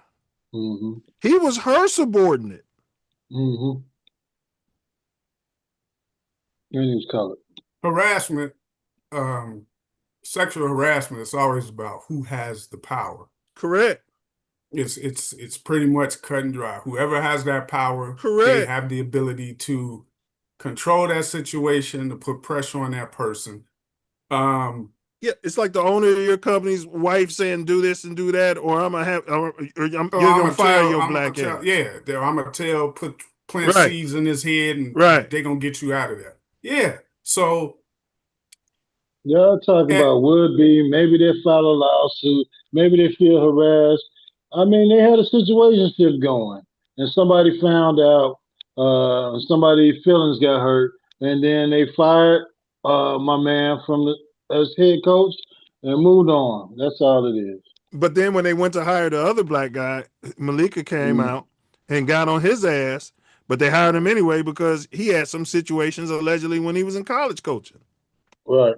So if the Celtics wanted to fire him because of moral shit, they went and hired another guy with the same issues. Right. But see, these particular issues, nothing ends up being done because most likely her husband, right? He still ended up working for the organization. So there's nothing to do, right? But in many other cases, even the guy from the Michigan State guy. So the husband had him fired. Yeah, because he was one of the owners. Yeah, because he was in cahoots with the top brass. It'd be correct. It'd be like you messing around with a top investor, your company's wife, and he finds out and says fire him. Yeah. You could have a lawsuit behind that. Yeah, and like I said, lawsuits happen all the time. Yeah. In these different issues. Diesel would be able to sue in that scenario. They just keep it hush because that's usually part of their settlement agreements. That's true. You saying he probably got some money under the table after all that shit. I think if he wouldn't have become a coach again, he probably would have pursued that. But he probably didn't want to get blackballed. Pursue it because they would have blackballed him out the league. Like they did the defensive coordinator for the Minnesota Vikings. Yeah, it's definitely. He didn't want to do it. He was like, oh, okay, I'm good. I'll still be able to coach. Okay, no need to. So how's this situation different? Because Udoka wasn't messing around with a subordinate. He was messing around with his boss's wife. God damn. Well, I think, like you said, it's the boss's wife, and you probably should have did some shit like that, but it's a bad situation. I hated how that Andrews girls, man, was acting. Was going in on him. It was definitely obvious. But it wasn't the first time in that Celtics organization they did it. You remember the head coach who took over for Brad Stevens? She gave that man hell for something happened when he was in college. That man's over 40-something years. I had that man 20-something years ago. But she want to bring that shit up for what reason? She just want to bury him, man. She don't like black men. She been getting it recently. She loves him titty pink. She got her good old wholesome white man. So she gonna dog every opportunity to dog a black man out. She gonna do what she got to do, I guess. What situation has she been about Vrabel? Go ahead. I think that's what it is. People been talking about it. Like, how come she hasn't said nothing about protecting women? Correct. Yeah, but she's quick to go in on every black man when it's men. It's like, so. I I don't think it's just men. I just think it's black men. It's black men. Yeah, These yeah. don't want to see that because he a DEI hire. Okay. He got reverse Villagalago. Shout out to Michael. Yeah. See, this is the type of shit you get from a Bohemian brother, right?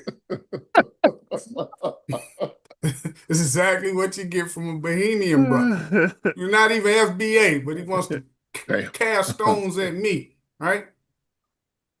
Again, I don't know what he's talking about now. Yeah, of course you wouldn't know. Of course you wouldn't know, you Islander. All right, look, we got Chris Sims, and I've been on Chris Sims' ass from day one. All right. Phil Sims' son? He's a bum. Oh, he got fired, didn't he? Yeah. And then I was watching this live when it happened, and I was gonna have air quotes do a video about it, but I just didn't have time because I was listening to this shit like, wait, what? Now this is when the story broke about BJ Rossini, and this was his last time on NBC.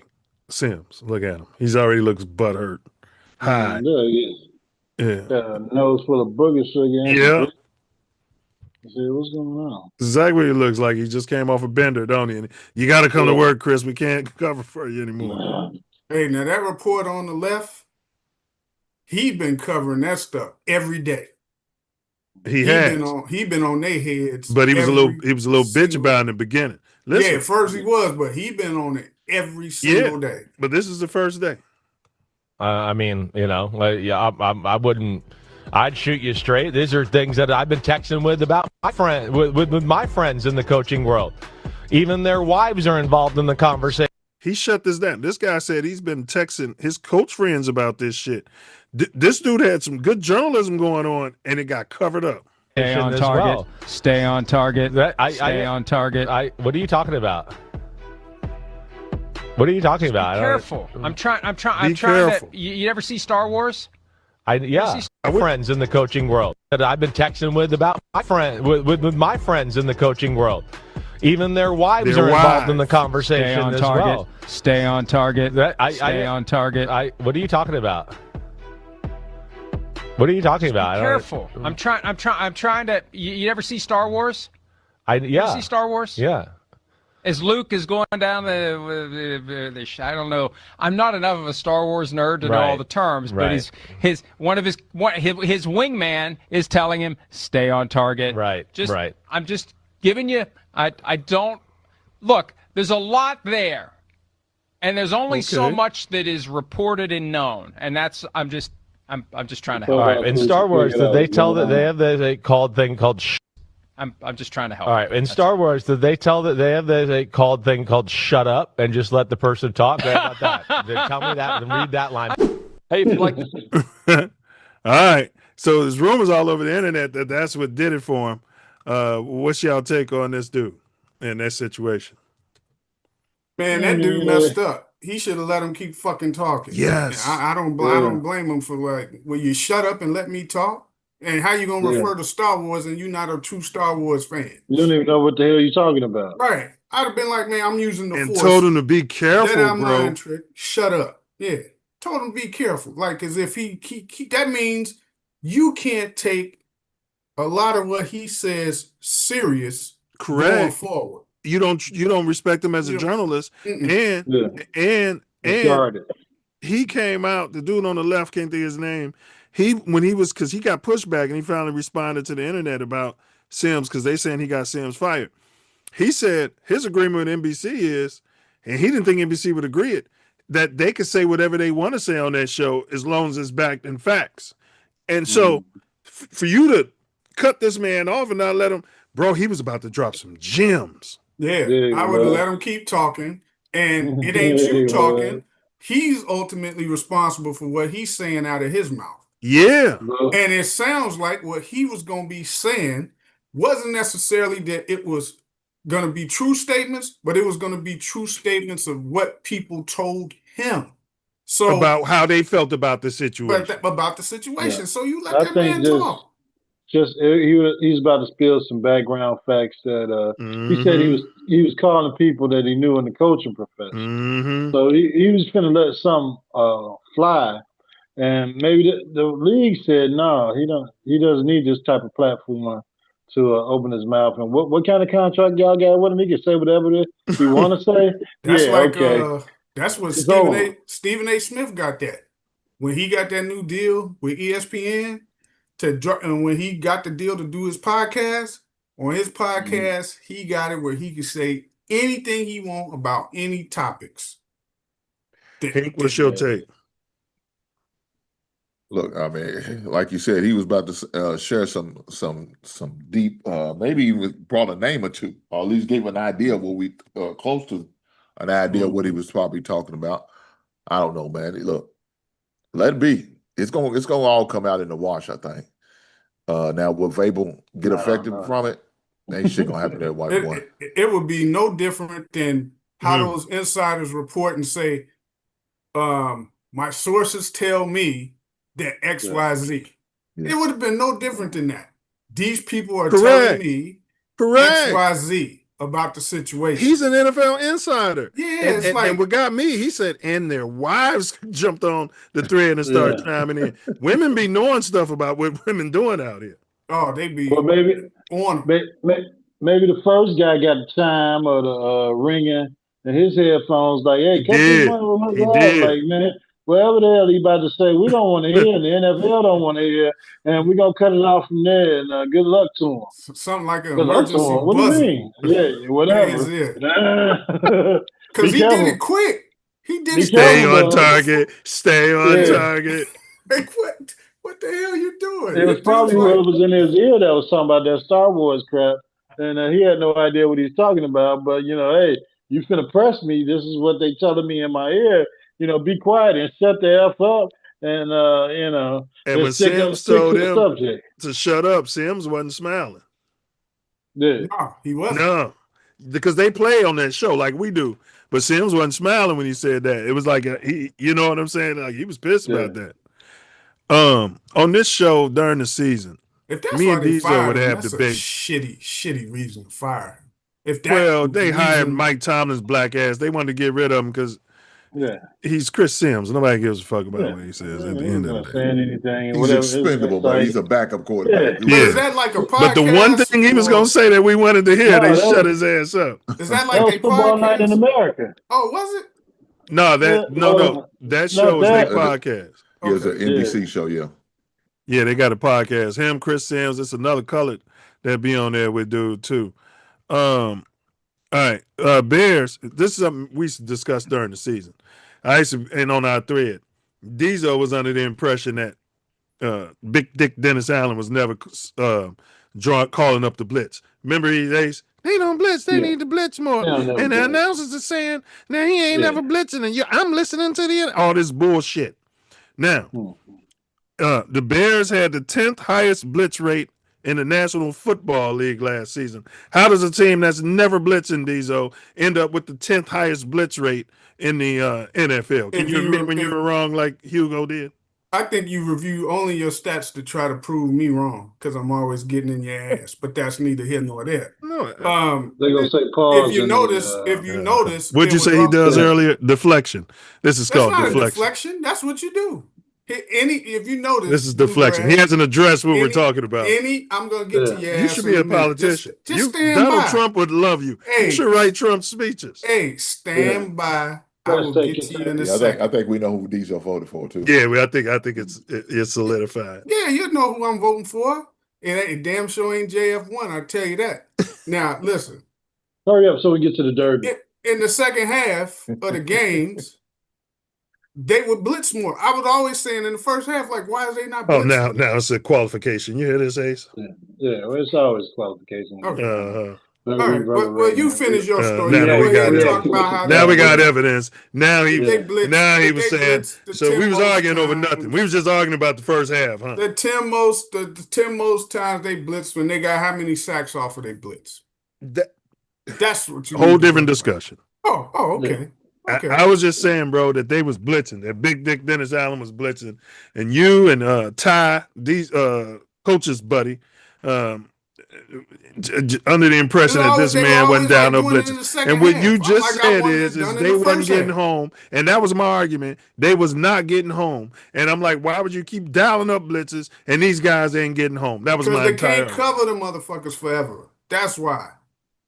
That's why. And I'd rather see it at the beginning of the game and then change up throughout the game. They wait to the second half and then he's blitzing. It's like that every week. Blitzing. But it's always like second half stuff. Well, that's what they address in the offseason. Get some more speed in every room. In the safety room, more speed in the cornerback room, more speed in the linebacker room. Hopefully so. Mike Florio. Thanks, Purify. Yeah, that's his name, Mike Florio. Florio. Yeah. He be on Football Night in America, too. Yeah. All right, well, that's fair. All right. Are y'all warming up to the Bears draft class? And we never got your draft grade for the Bears, Hank, because you went off to have your supper.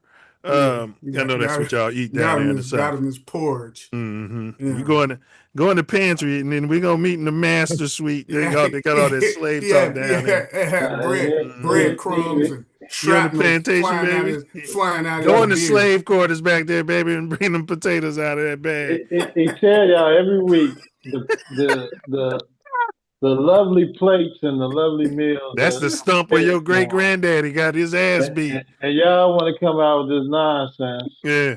When he's about to leave again, enjoy. I left it on the nigga stump. That's what 8 of your forefathers died. But they big on that in the South. So I don't understand the hate, man. I'm trying to figure this out. I don't either.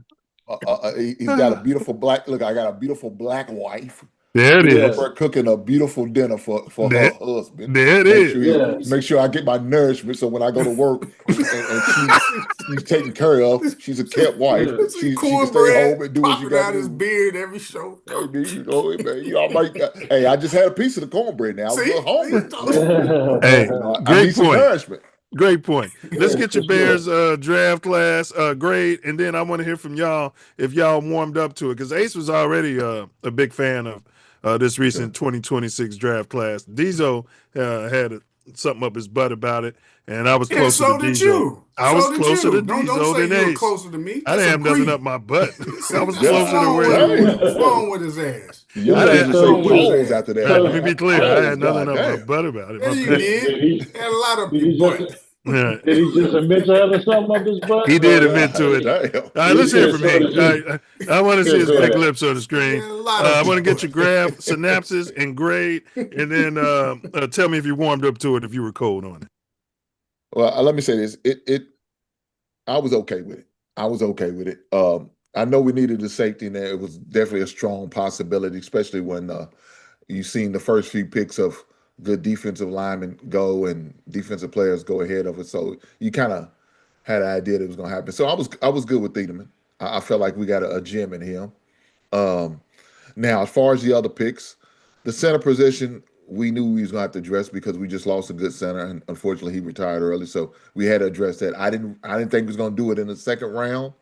Was surprised how high we did it. I was hoping to wait to the fourth round to do it, maybe the third round at earliest. But it is what it is. Now, the probably the most was surprising thing was the tight end spot. But now I'm listening more and more people's talking to the people who know a little bit more about football, I guess, than myself. Thank you. They're running with this 3 tight end thing. So I guess it's acceptable. We needed another tight end, and so they feel like this young man from Stanford is going to be a good target. 6'6". I mean, you know what I'm saying? Drop dead gorgeous, as my man Milz will say. But overall, dead gorgeous. Smart. I appreciate that when they did answer the tackle position, the one out of Georgia Tech, I like him. I think he's going to be a great addition in about 2 or 3 years. It's going to take some time to get him developed, but I think once he gets used to it, it'll be fine. And the linebacker from Arizona State, I remember watching him when there was a Pac-12. So I'll say A-, B+ is what I would give the overall grade. Okay, well said. Sounds like we got a new Butch Stud. Sounds like we got a new Butch Stud in the building. He's got a proclivity for the new linebacker. Hey, man, you need to stop this. Don't do that. Bill, don't do that. Don't do that. Butch Stud number 2. Dante Purified. Diesel, stop. Don't do that, brother. But look, I got no problems with the players they drafted. My problem was the positions that they drafted. And the positions they drafted, plus the fact that whole center move, I didn't care for it. If you're gonna sign that dude, free agent, pay him that money, then you can get a center later in the draft or the next year. Too much money. And that's my issue. And the tight end, man, you could have got a tight end 6th, 7th round. When I saw his highlights, though, I warmed up to that a little bit, though. That tight end, they was just saying he was a blocking tight end. That Mike looked like he better than Cole Kmet already. He's showing a whole lot of love that can block to Austin Booker and whoever the guy that was injured, the other dude, the big African. You're showing a whole lot of love to them because you didn't even smell to get a defensive end, right? So you pretty much saying, hey, our defensive line was set already. So you haven't warmed up to it? No.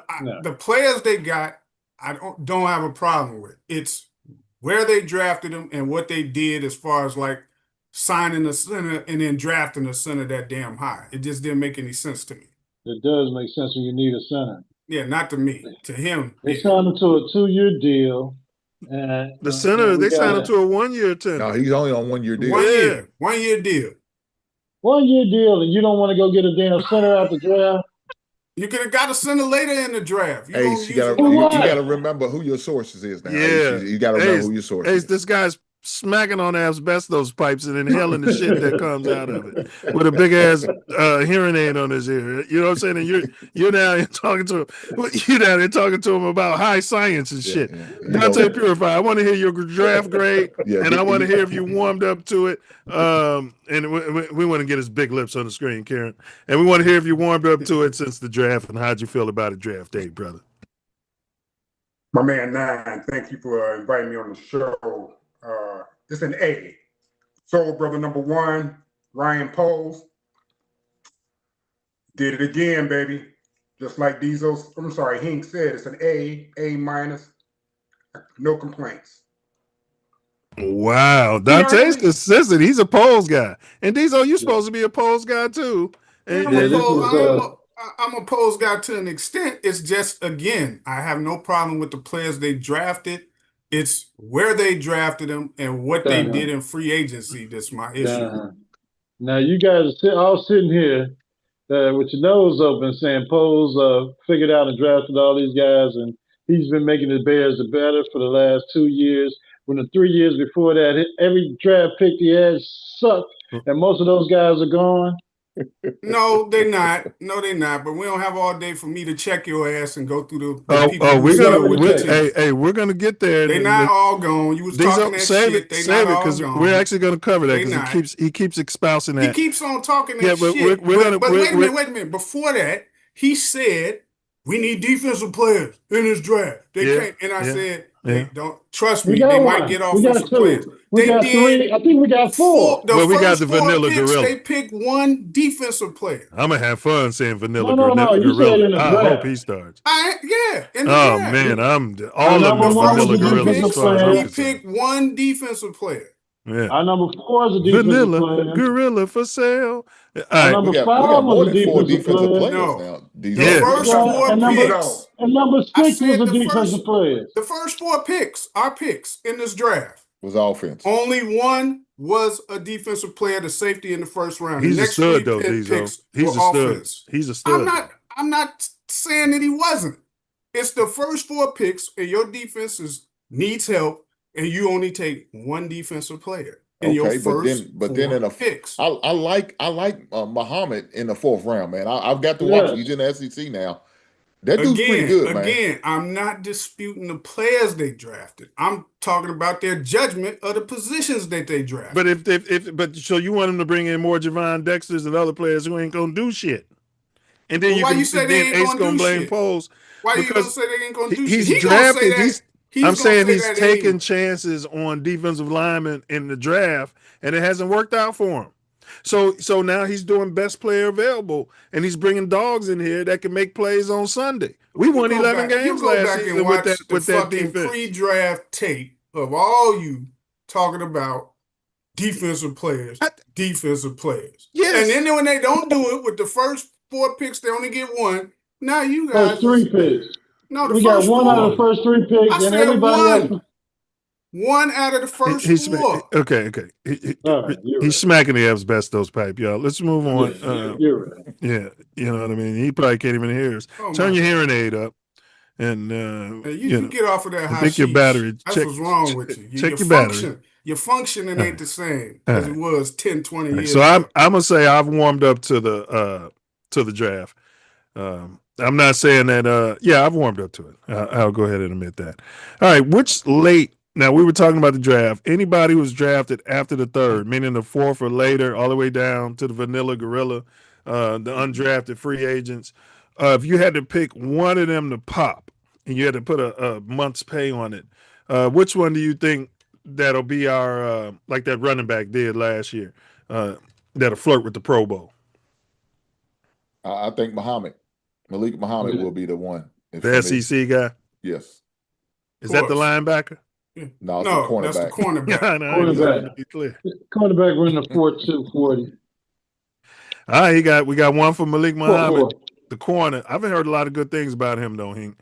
Out of Texas, he out the SEC. And you got to look at the rotation guy we got out of Georgia Tech, Vandenberg.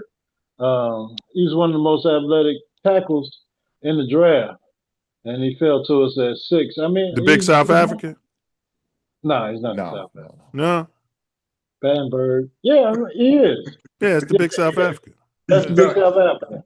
Yeah, he'll call you a moolie right to your face. Right. Go get my bag. Oh, you're not working here? He call you a kata. A kata. Kafa. Yeah. All right, so you going with the big South African? No, I'm going with Muhammad. But the big South African is going to be a good rotational player for the Bears second half of the season. You get some Bears in these rounds, man. He could be like a Mongo or something. I pray for that. R.I.P. Mongo. All right, Dante. Which one of these guys you going with? You going with the fruit of Islam, Muhammad? You gonna have bean pies at the Bears game, or you going with the South African who call you all kind of names, or anybody? Assalamu alaikum to brother Muhammad, but I'm also go like the linebacker Keyshawn. Say it again. I said I also like the Lakers, but go ahead, I ain't mean to cut you off. right. No, but I'm gonna go with the linebacker Keyshawn Elliott. TJ Edwards is hurt. I think this linebacker looks good on highlights. And, what's really troubling me is that Dennis Allen is getting a little light with these corners and linebackers. And I think they need some thump because everybody's going to 12 and 13 tight ends. So, while he's getting lighter, the rest of the offenses are getting bigger. So I'm gonna go with brother Keyshawn Elliott to be the starting middle linebacker over DeMarco Jackson. And Butch Stud number 2. Okay. That's a great take. That's a great take. We know you hate the whole draft, but you like the players. 4 and down. Which one? I can tell you right now, the wide receiver. You guys forget who they play for. He wants to throw the ball as much as offensive forever. Yeah, he's offensive guy forever, and that wide receiver. We ran the ball 52% of the time last year, one of the highest run rates in the NFL. Offense forever. He gonna get that dude the ball. I think he can return the kicks too. That'll be his job. But we finna bang with these 13. He'll be like the third receiver, the slot receiver. And I think I'm going with the vanilla gorilla. That's what I'm going with. If I had to put money on it, I'm going with the vanilla gorilla to pop. All right, so Ace brought up polls again.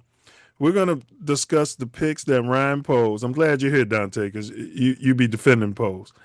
That Ryan posed made before Ben Johnson, right, that are still on the team.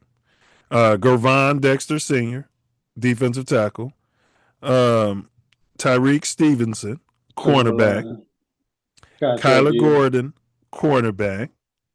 Austin Booker, edge. Darnell Wright, right tackle. Those are the ones that he drafted before Ben Johnson came that are still on the team. How many is that? You ever heard of Elijah Hicks, Braxton Jones, Yeah, Roshan Johnson? I mean, what are we doing? No, keep going. Talking about Roshan. all the players or just starters? No, all of them. All of them. Okay. Before Ben Johnson. Go ahead, bro. Absolutely. So we can go back to the 22 draft. So we're talking about Kyler Gordon. They had a scheme fit, so Jaquan is out of here. Fifth round, Braxton Jones, Elijah Hicks is still on the squad. 23 draft, traded back, got Darnell Wright, Zach Pickens out of here. Javon Dexter, Roshan Johnson, Terrell Lewis. What's the linebacker? Supposing draft Braxton Jones. Noah Sewell is still with the Bears. Bears. Did draft Braxton Jones. Yeah, he did draft Braxton. That was his first draft. Let him finish with the list though. Oh, and we can go to our 24 draft. Caleb Rome, Karan Amagaji, the punter, Tory Taylor, 5th round, Austin Booker last year, or you can't count last year. You're right. Caleb Williams, Rome Odunze. Go ahead. Right. But last thing though, my biggest point is that, soul brother number 1, Ryan Poles, he was drafting offensive players with his top 10 picks without knowing who his coach was going to be. He knew. I think he knew.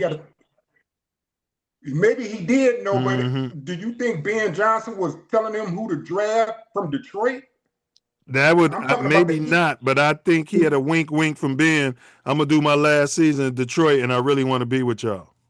And he wasn't drafting. He had to draft a quarterback, and he wasn't drafting anybody for Justin Fields, who was his quarterback, when there was a definite dearth in talent here in Chicago. Yeah, but go ahead, Dante. No, I was just going to say that's a tough theory for me for Ben to be calling shots from that far away, because I don't think Rome Odunze is a Ben Johnson type of receiver. I don't think he was calling the shots. I just think Poles was laying it out for him. Right, absolutely. I do, and Poles was doing this blind because he can't talk to Ben, but he's drafting Darnell Wright, he's drafting Caleb and Rome for a defensive-minded coach, so he was undercutting Eberflus at the same time. He was preparing for a coach that he didn't know who was going to be. So correct, and I bet you maybe Ben told him to get Caleb. Number 1. Well, you called him Soul Brother number 1 though. He does have a pink wife, and I think that's going to drop him down a little bit in my mind's eye. You know what I'm saying? Look at you. It's taken away from the Soul Brothers number 1, bro. You know what I'm saying? Yeah. But thanks for extending that list, Ace, since you like to act like there's nobody here that Ben Johnson brought everybody in here, and that's a pretty good list. 53 players, that's 14. Yeah, that's true. The average career length of an NFL player is 3.5 years. What you want to 3 stay around seasons? forever? Yeah. Especially if you don't know what you're doing. Yeah. We had a Valus Jones in here. We had a bunch of bums that we didn't ran out of here. All the 3rd round picks. And it's Amagaji. I don't know if he's going to make it through this training camp. But good luck. He might start. I like the big African. Dante, I like it. I like the big African. I like Amagaji. I would start him over there. Yeah. Now 2024 draft, we only had 5 picks. Yeah. We started with 5, ended with 11. Oh, you're talking about 24. Yeah, we had Caleb, Rome, the Amagaji, the tackle. Right. Is he still with the team? Right. And his first draft, we only had a few picks. And then we had the punter, who's still with the team, and Austin Booker. So I think all 5 generational punter. All 5 of those are still with the team from 2024. That was 2 years. And 2023, we had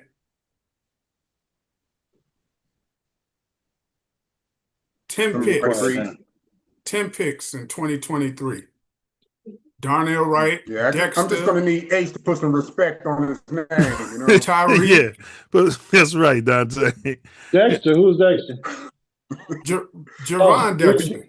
Yeah. He'll be going after this season. Keep going. Yeah, well, we don't count next season. We talking about now. So Darnell Wright, Javon Dexter, Tyreek Stevens. This guy, is Pickens still on the team? Who? Pickens. Pickens gone. Roshan, is he still on the team? Yeah. Yeah, he doesn't play. Okay. He So should that's play. 4 out of 5 still there. Tyler Scott, he ain't with us no more, is he? Yeah, he got cut. Okay. Noah Sewell, he's still there. Barely. Terrell Smith, he's He's still there. He's coming off Yeah, injury. he's hurt. Yeah, he's injured. What about Travis Bell? I don't think he there. He was Who? a 7th round pick. And Kendall Williamson, box cutter. a 7th round pick. So out of those 10 picks, we still got 6 of those guys. So that's Look 6 what he did with his top 10 picks. 6 from there, 5 from 2024. That's 11. Then 2022, Gordon, 53-man team. Gordon, Brisker, Gone. Valus, of course he's gone. Braxton Jones, Hall of Fame there. Jones. I want y'all to put some respect on Hall of Fame Valus Jones' name. Hey, what happened to the center they got from Illinois? Y'all fighting the lineout fans. Undrafted free agent. No, he was a drafted 6th round pick.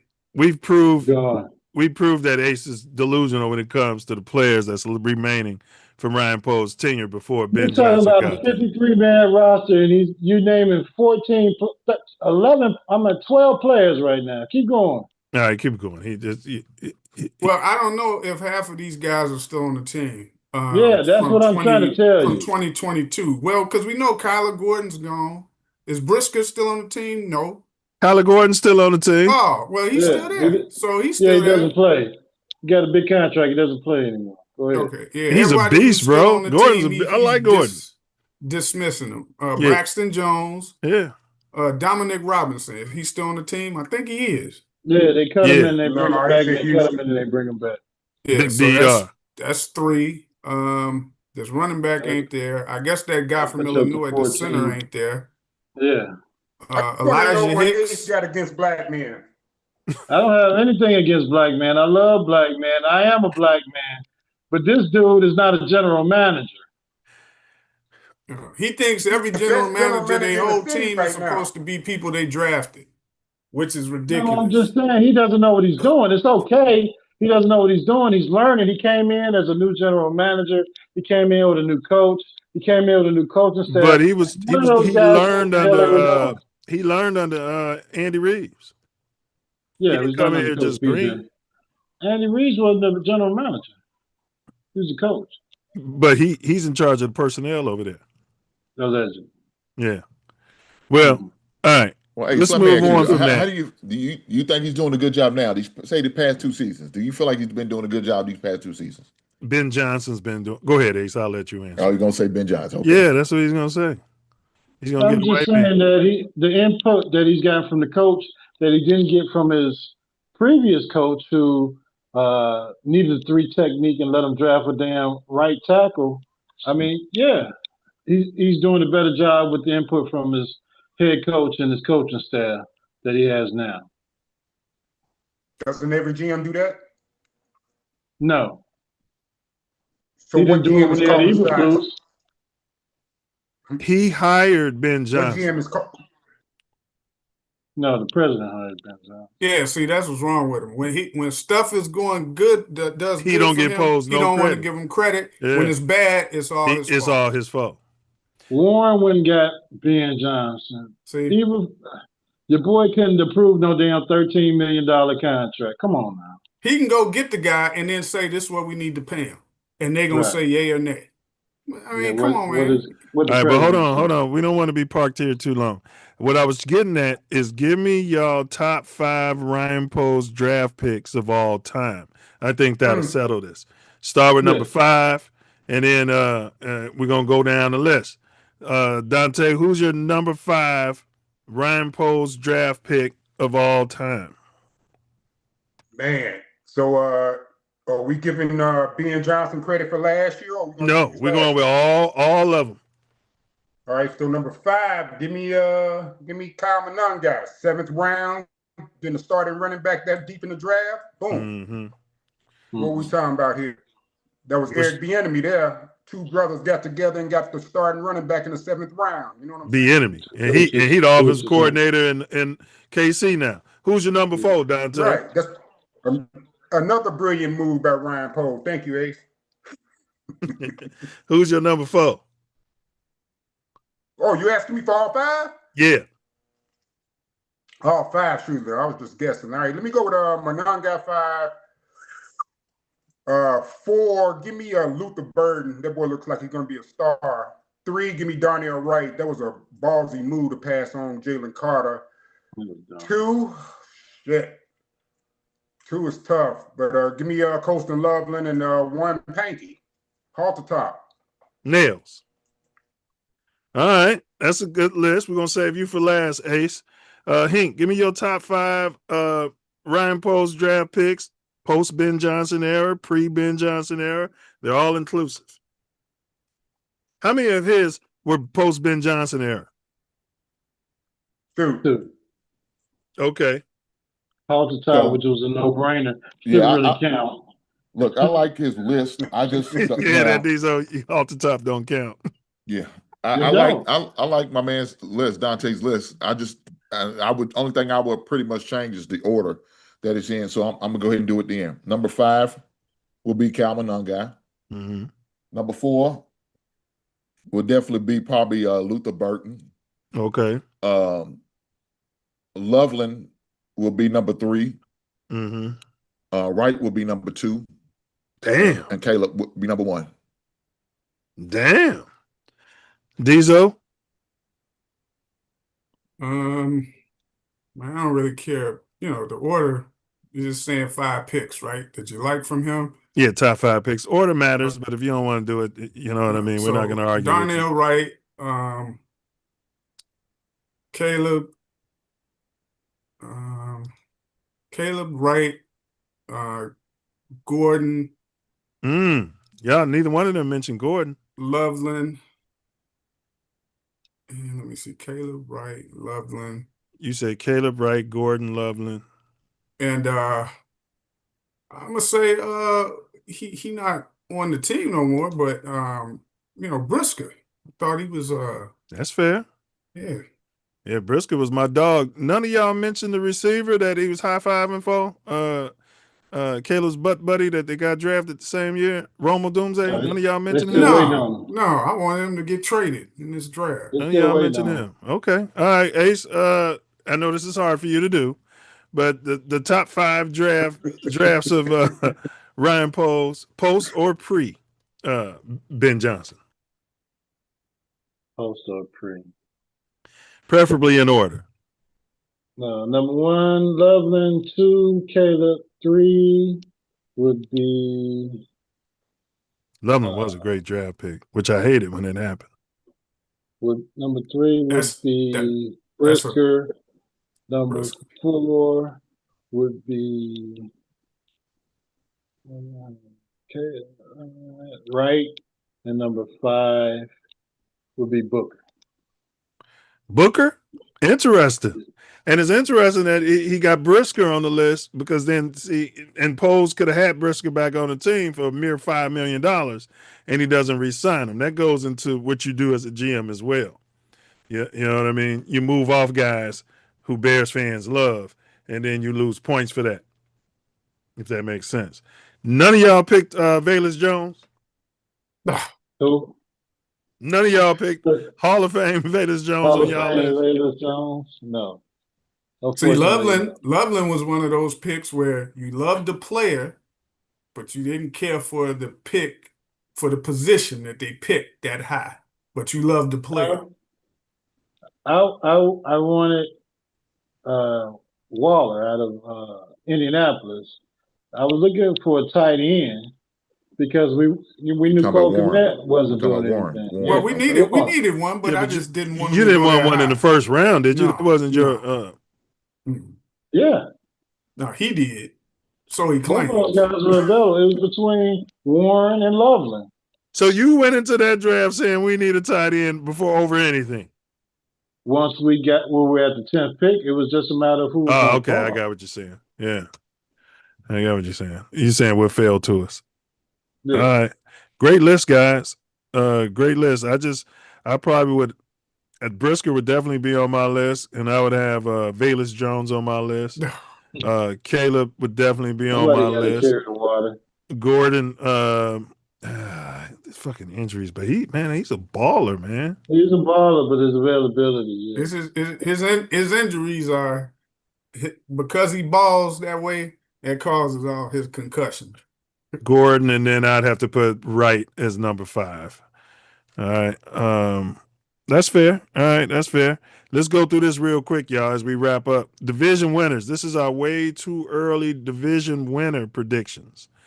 I'll put the divisions up in front of y'all. This is our football. Yeah. NFL standings. I'm going to pull up the divisions just to make it easy, and we just need your division winner. We're not holding anybody to this because we know it's way too early, but we do have more information because the draft is over. Yeah. All right. So we're going to start in the AFC East. Karen, can you make that bigger? All right. We're going to start in the AFC East. New England, Buffalo Bills, who's got DJ Moore on their squad now.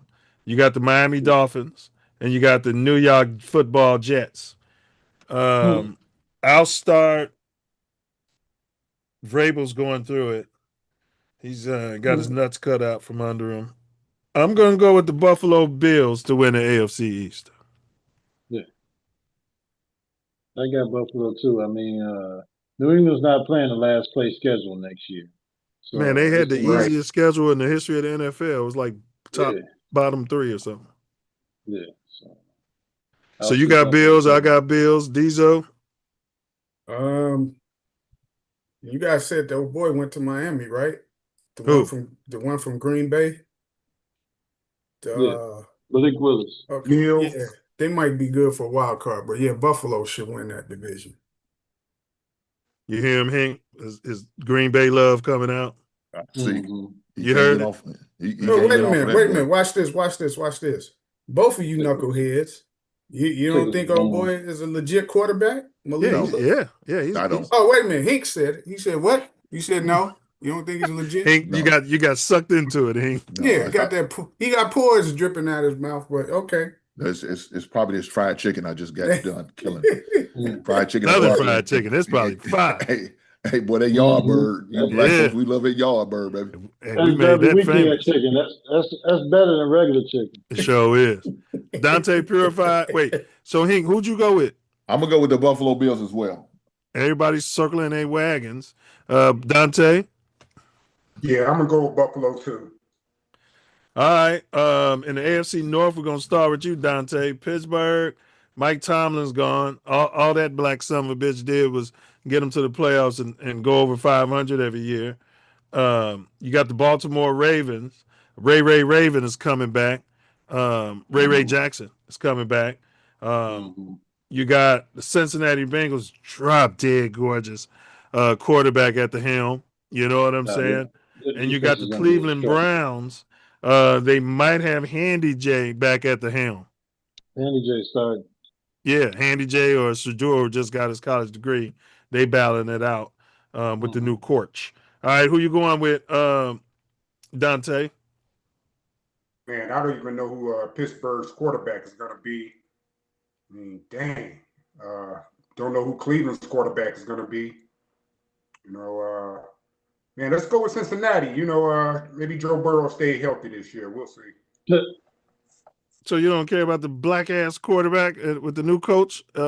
You got Dylan. What was our offense coordinator last year? What was his name? The guy who used to get coffee. Declan Doyle or whatever his name was. Declan Doyle. He's calling plays. He's calling plays now, Dante. So Ben Johnson. I see him and Lamar butting heads. I can see it right now. He's gonna try to bring that Ben Johnson mess over there. He's gonna try to coach Lamar hard, huh, bro? He's like, who the fuck are you? Yeah, they ain't trying. You know they'll fire that guy. You know they'll fire that son of a bitch in the middle of the season. What you talking about? What the fuck is this guy? All right, so he went with drop dead gorgeous Cincinnati Bengals. All right, Hank. Yeah, I'm gonna go with Joe Burrows. I think he's gonna get his get back. Hopefully, Lawrence is gonna help the defensive line. So yeah, I'm gonna go with Cincinnati. Damn. Plus, it's going to be the only team that got a returning coach. So, damn, these guys, they don't like that black ass guy at the quarterback. Diesel, I know you ain't picking the Ravens. Go ahead, Diesel. Who you picking? Steelers got a new coach, and Rodgers ain't signed him yet. Even if he do it, ain't gonna matter. The Ravens, new coach. I thought you liked them old white men, Diesel. Oh yeah, that's what you thought. That's what you thought. Eating the chicken off they slave farm. Yeah. But Cincinnati they kept old boy Hendricks, right? Yeah. And they signed, and they didn't keep Hendricks. He left, right? He's with Ravens. He's with the Ravens. He with the Ray Ravens. Yeah, he's gonna go and break somebody's leg over there. Everybody in that division got a new coach besides Cincinnati. He's the only one got a returning coach. I know they drafted some pretty good defensive players. Cincinnati did. I thought they was gonna be paired with Dude. But if the Ravens drafted him, that's tough. I'm gonna say the Ravens. I'm gonna say the Ravens will win it. You went with the black ass quarterback. I'm in agreement. See, Nails, you say he wasn't gonna go with the black ass quarterback, but he did. Yeah, right. That's why he did it though. See, he's just doing it to. The way you should do it. The way you should do it is have us write down. I like his and you don't hear everybody else smacking the fucking pipe and shit. All right, but me and these are in agreement. I'm going with the Ravens as well. All right, I'm thinking the Ravens too. Ace, all right, so y'all know Cleveland's gonna win it now that we all picked against them. Cleveland's gonna win it. So we got 3 for the Ravens. Right, we're quarterbacks in a platoon system. And 2 for the Bengals. Declan Doyle, Ace, you believe it? I was telling you and Diesel about Declan Doyle in the beginning of last season. Y'all, all he doing is getting coffee. Yeah, right. He was. I told you there's a hot new sexy name. That motherfucker. All of the credit. He the youngest play caller in the NFL. He calling plays for one of the best quarterbacks in the history of the game, Declan Doyle. And who hired him? Ryan Poles. That's who. No, Ben Johnson hired him. And then they hired the black man.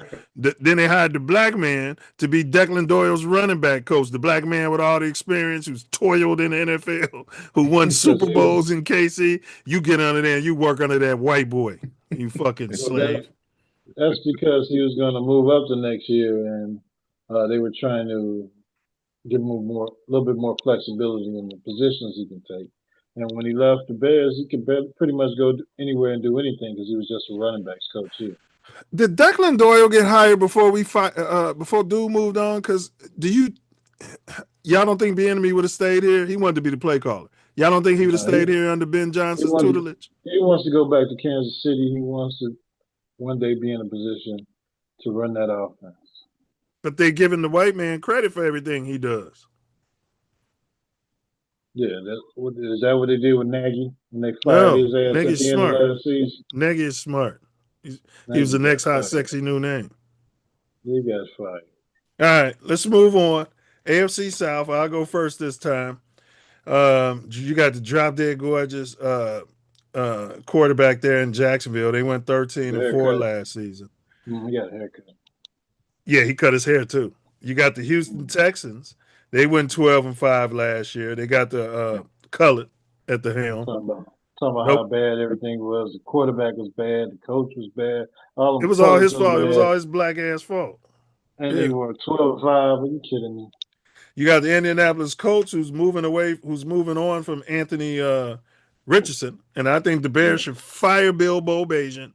They should cut his ass and bring Anthony Richardson in here. Or maybe keep Bilbo and fire and Richardson should be in our quarterback room. I'll put it that way. And I'd be talking to him. The hell do you think that? He ain't nothing but a clone of JF1. And he's less than that. The hell do you want him? He's like a prototype. Do you hear this? This Fields hate is crazy. Ain't it crazy? It's unbelievable. But you can understand why he's like, yeah, he needs to be in our locker room. Yeah, bring him in our locker room. You remember you was in grade school and the girl you liked, you be hitting her and throwing shit at her and shit. That's what Diesel does to JF1. No, that's how y'all do to him. Shit. hell you want Anthony Richardson on our team I for think Bilbo? Diesel is You a crazy? reformed window licker, and this is the reason why he thinks and moves the way he operates. I think that's what it is. Yeah, you a chicken eater, but a bootlicker. That's exactly what it is. All right. And we got the Tennessee Titans. So in this division, I'm going with the colored because I got a drop dead gorgeous quarterback winning the AFC East. I got a colored winning the AFC North quarterback. I'm going with the colored because I believe defense wins championships. So I'm going with the Houston Texans to win this division. Ace? Houston. Stroud cut his hair also, and he's been working out. He cut his hair too? Yeah, he's jacked, man. That dude ready to play some football. So you're going with Houston. Diesel? Man, I like the coach for Houston, man, because they were winning them games. Their defense was outstanding. I don't trust Stroud. He looks shaky, nervous than a mug. We know you don't trust him. He's black. Yeah, I know you were gonna say that, you cocksucker, but I don't like him. I think Jacksonville will win that division again. Their defense was solid. They ain't nothing in the playoffs. They ain't nothing in the playoffs, but they'll win that division. Because them 13 wins, they was beating some teams, and their defense was almost as good as Houston. But they just ain't nothing in the playoffs. But yeah, I think Jacksonville will win it. Because CJ Stroud, man, he needs to play well because he's in that year where he's trying to get the extension, but they didn't give him one. They didn't let him play the season. So right, because they're racist. Yeah. Yes, they're racist. I don't know if that's what it is. I probably wouldn't give him one either. As bad as This he guy's plays been in in the some of playoffs the every games. year he's been in the league. His team won 9 straight games. They won 9 straight games to end the season last year. Jacksonville won 8.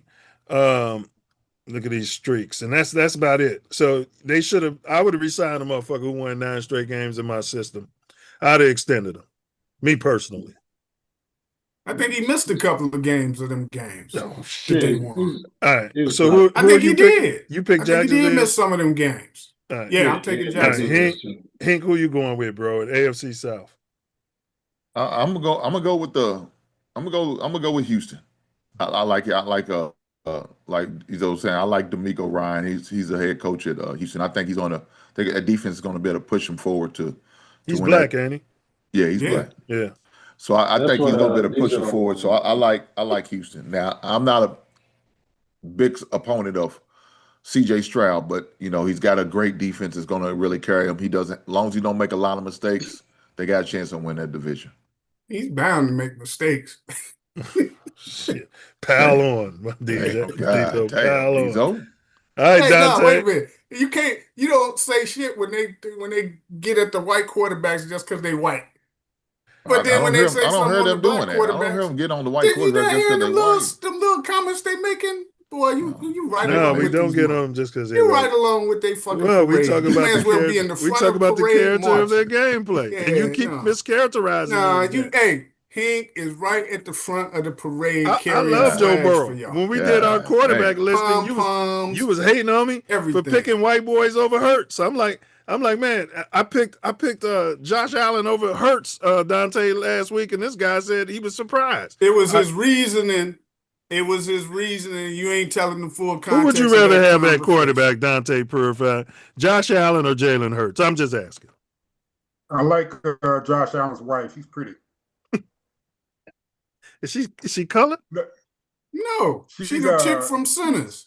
Okay. She's interesting. Yeah. I don't know what color she is. No, I'm taking Josh Allen all day. Josh Allen all day. I mean, come on, bro. That wasn't you. I'm not sure how that whole conversation went, but it wasn't just like who you taking this guy. Let's just move on. Don't get yourself caught up. We know how you feel about the black quarterback. Yeah, we know you because that's what it came down to. I was like, I can't believe we having this conversation. Hey, you got your front flag carrier for your parade right there. Dante, bluegrass, we want to hear front flag Dante. carrier. We want to hear your pick to win this division, sir. I haven't been to any of the meetings lately, but is Robert Saleh, is he certified or not? I don't know. I like Saleh personally. Salah's considered minority. I think he is got black in him. I bet. So, yeah, he's Persian. That day, you ain't never met a nigga with the last name Salah. Y'all stop this bullshit. Yeah, well, I think Diesel said it because that man's a little darker than Diesel. That's why he's saying it. That's why he said it. Yeah, of course, you know, you got the personal flag. You got the guide on and the PFC. But yes, Salah is a POC. He's a person of color. But we don't do that on TATN. We ain't into that. We black first around here. We don't get caught up in all that other shit. I know that's right. But I like that quarterback though. I think Salah can play some defense. I like the quarterback, not Malik Willis. What's the boy? He is Lebanese. You talking about That's Cam. what they said. Some sort of Persian. He's Lebanese. Right. That ain't black. Okay. No, he's born in Michigan, Dearborn, but he's Lebanese. No. Okay. If he was born in Michigan, he'd say he was American. He say Lebanese. You talking about Cam? He's talking about Cam Ward as a quarterback though. Yeah, and they picked up a receiver in the draft. I like the moves they making. They need a lot more. Yeah, so that whole division is trash, man. Let me roll with something nice. Let me roll with something new. Let me roll with Tennessee. Damn, you got them going from worst to first. That's a hell of a somebody job. got to do it, right? I mean, we did it. Why not? Yeah, the Bears did it. Somebody got to do it. Yeah. All right, that's a hell of a take. Hell of a take. Yeah, climb past Indy first, and move up to the other two. Easy. So you like Cam Ward, huh? Yeah, you don't like him? Yeah, I like Cam Ward. I ain't got no problem with him. He's black, first of all. He needs a chance. You know what I'm saying? Look at Diesel. You see his Diesel. Yeah, look at Diesel's face. He don't want me to ask him. He's ready to say some shit. Actually, I wasn't paying no attention to what y'all was talking about. You like Cam Ward, Diesel? Cam Ward? I mean, it was his rookie year. He got some promise. He just need, he could get some weapons. He got some weapons now. He needs some what? He got weapons now. If he's rookie. If he's a rookie, he was a rookie. He had to go through. He had to go through the ropes, and I know what you're trying to refer to your punk ass JF1. I'm not falling for that shit. I know what you're doing. The progression of a quarterback. Simple question. You like him. Everybody else, answer this simply and move on. Man, fuck you, flag carrying motherfuckers for his parade. All right, let's move on. I think about you. AFC West. All of y'all carrying flags for Milz parade. Dante, we start. They can't have their own opinions, huh? Dante. No, not when it's all against whatever the fuck I'm saying. Nah, fuck it. Fuck y'all. Carry them flags. Oh my goodness, you feeling a certain kind of way. It's harsh. Look, I like Marvin Harrison. Does that make you feel better? Carry them flags. All right, AFC West. AFC West. All right, we start with you, Dante. We got the Broncos. You know, they got a drop-dead gorgeous quarterback. They got a great defense. You got the Chargers. They got a drop-dead gorgeous quarterback, and they got Harbaugh in there. He knows what he's doing at the helm, coaching, right? You got the Chiefs. You got JF1 at the helm. You know what I mean? Sideshow Bob is getting healthy. You got a Hall of Fame coach. You got Eric Bieniemy back in there calling the plays and shit. You know what I'm saying? And they picked up a top-flight cornerback in this draft. And you got Tom Brady-led Las Vegas Raiders, who the Bears beat on the block field goal last year, who might be able to go from worst to first. Who you going with, Dante? Man, them boys on the offensive line got tore up last year, but I'm going to go with them Chargers. I think Jim Harbaugh know how to play old school football. They went and drafted like 2 or 3 offensive linemen in this draft, and they already got 2 high-quality tackles. 2 all-pros. Against injuries. Yeah, they got hurt. I'm gonna roll with the Chargers. You know, I think they all right. All right, well done, Hank. Who you rolling with in AFC West, bro? Well, I'm gonna go with the Chargers as well, and the reason why, because I don't know when their quarterback's going to be back from that injury from late last season. So that's going to be a factor. They could start off slow, especially if they gotta go with that backup who started for them in the playoffs. So yeah, I'm gonna definitely go with the Chargers. You saying as opposed to who? Denver? As opposed to Denver. Yeah. So you ain't even considering Kansas City. No, man. I don't see Mahomes being ready. But they got JF1 at the end. Yeah, okay. But Shout out to JF1, but nothing against the brother. But yeah. Wow. All right. I done took the Diesel approach. I done took the Diesel approach. I know you, Diesel. I know you're picking JF1. And I'm picking the Chiefs because Mahomes is projected to start week 1. As long as he starts week 1, I'm picking the Chiefs. I don't trust Harbaugh. I think the Broncos is that train and rolled. So and the Raiders gonna have a rookie quarterback. So if Mahomes is starting week 1, that's my pick. If he's not starting week 1, how many weeks would he got to be out before you go with your second pick? 3. So if he's out more than 3, you going with who? More than 3 games, then it's a toss up. I don't have a pick because I don't trust the Chargers. Oh my, get off the damn fence. I don't trust the Chargers, and I don't trust the Broncos. So I don't know. All right, so he's going with the Chiefs. He's going with the Chiefs and JF1 at the helm. He believes JF1. I don't think JF1 is starting. I don't think he's starting week 1. Mahomes is projected to start week 1. Don't play 3 games. Mahomes right now, he's projected to start week 1. Yeah, that's just what they're saying because they believe in Mahomes, but I don't think he'll be there. And I wouldn't even rush him back. This is your franchise quarterback. What am I in a hurry for? If we got to go 6-10 one more season, we just got to go 6-11. I'd be in a hurry because I don't trust the motherfucker you got as a backup. That's plain and simple. Man, but next thing you know, he's going to blow his Achilles messing around. Well, he don't care. All right, Ace, who you going with at the AFC West? I'm going with the Chiefs. JF1, huh? Yeah, I'm looking at a mixture of them having packages and the bolstering of the offensive staff. They're going out getting a cornerback, a stud cornerback for the defense to go along with some of the defensive. They got a lot of young guys on the defense now, so I'm looking for them to gel. And you have a team that has an offense that you can put JF1 out there on packages. You got to start the first couple of games with him. And then you can bring Mahomes back in when he's ready. Then, I think they'll put a spanking on their division like they normally do. So I think this division will have a lot of parity, kind of like our division was. I think the Raiders are good for 5, maybe 6 wins. I like the Chiefs. It's a tough division. It's a real tough division. Yeah. And I like the Chiefs. I think they got a chip on their shoulder. It's like when Jordan came back after, after the Magic beat us and Nick Anderson from Chicago, Simeon, and Horace Grant came out there in the post-game conference and put their feet in their mouth. Where? Number 45 ain't number 23. And piss Mike off. So Mahomes is feeling that, but I don't think he'll be back in time enough to win the division. So I'm going with Dante and I'm going with the Chargers, but the Chiefs will make the playoffs and they will make some noise in the playoffs because Patty Mahomes is a winner and he hates to lose more than he likes to win. If he misses the first 2 games and they win 1-1, that would, that's break even. Playing.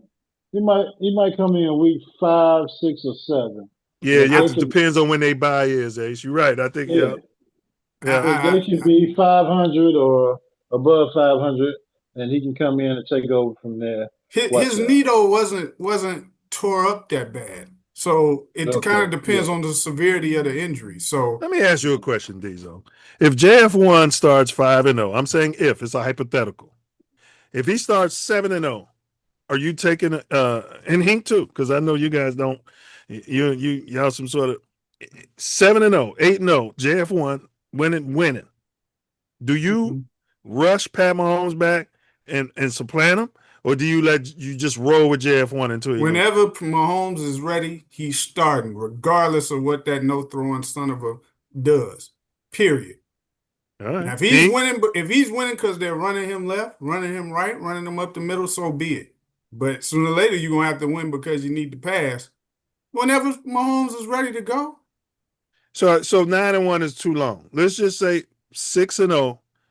They 6-0 with JF1. He's got to Are you pulling JF1 out for Mahomes and rushing him back? No, I wouldn't. Not if I could. If he could get us that far, I wouldn't take him back till he be going to some type of like maybe 2-game losing streak. But if not, I'm just gonna ride him till we can. Yeah, as long as I'm leading the division, I'm gonna ride him. All right, Dante, what about you on that question?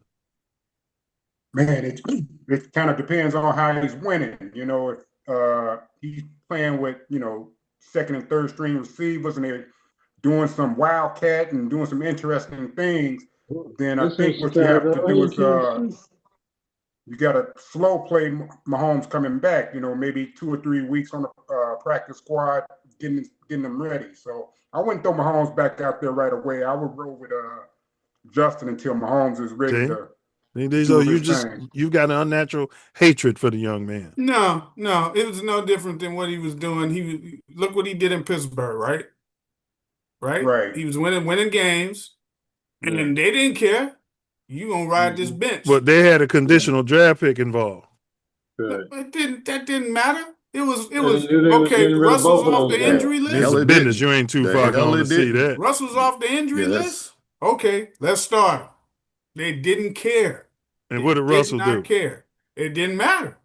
It didn't matter. Correct, because it was about that conditional pick. No, it was about this MF can't throw the ball, and at least this guy can. That's all it was. All right.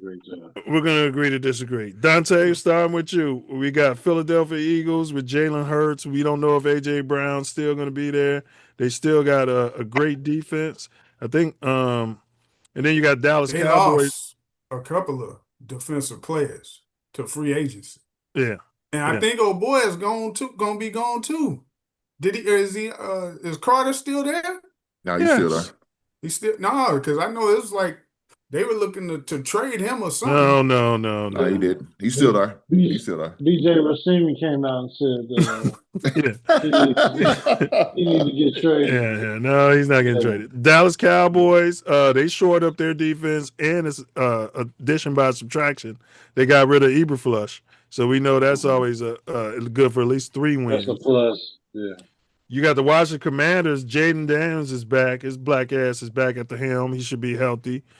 And you got the Giants. They got Harbaugh coaching. So you got the Harbaugh at the helm, and you got the Giants. This one's a little tough for me. Dante, who you going with? Man, Drew.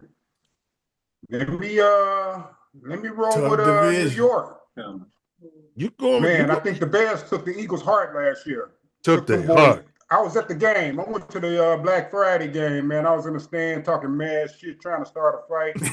And they don't want to fight Chicago niggas. And Philly like to fight, but don't nobody fuck with Chicago niggas. Go ahead, Dante. They don't want to fight. With the hat banging to the left and everything. Yeah, now they don't want none of that. They don't want. I'm telling you. Me and Ace used to go up to Detroit. It was the same shit. Detroit be fighting all them fans. They didn't want none of this shit. Absolutely. I was with my wife. She was trying to shush me and shit. I'm like, no, I'm damn near 60, but I'm still gonna whoop some ass. But let me go with New York, man. Jackson Dart, got them concussions, but new head coach. They got a lot of talent on their team. That's another last to first, ain't it? That's another last to first. Another worst to first with Dante. They got Harbaugh. That might be the change that they need, because they had a pretty good defense. Yeah. Did they get rid of Dexter Lewis? Yeah, they traded him. Yeah, they traded him. He didn't want to be there. Yeah. Well, he wanted more money, and Harbaugh, he's got his whole way he does his metrics. All right, Hank, who you going with, bro? NFC East. Look, just last thing, Philly threw $100 million at Grenard.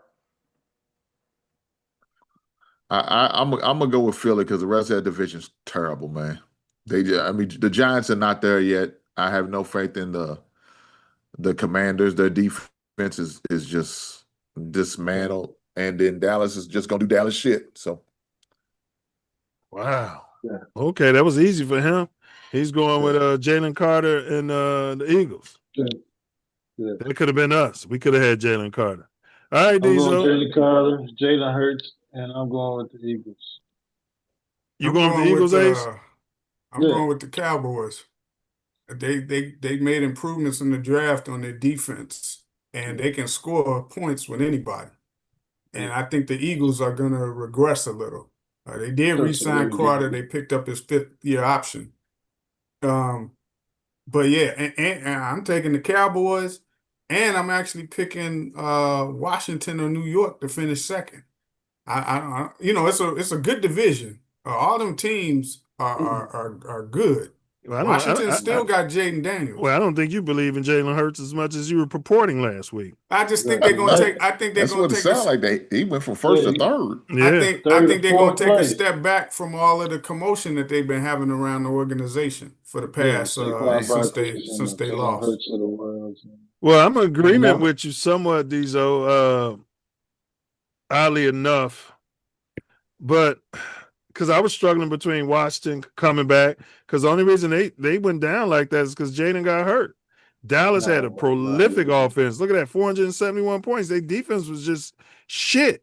They gave up the most points since 1960. Eberflus strikes again. And in their draft, and I actually got something on the TV right now that's showing them through the draft, their draft room. Man, they traded up for that dude out of Ohio State. Man, they was in there going crazy like they hit the lottery. But I think their defense is going to be improved, and we know they can score points with anybody. So I think they'll win. Who's their head coach? Schottenheimer. What's his name? Stoudemire? Mark Schottenheimer. Schottenheimer. Yeah. Artie's son. So I'm gonna roll just so we can move on. All right, I'm gonna agree with Diesel. I got Dallas first, Philly 2, Washington close third. We're gonna say the Bears for last. All right, NFC South. We'll start out with you, Ace. NFC South.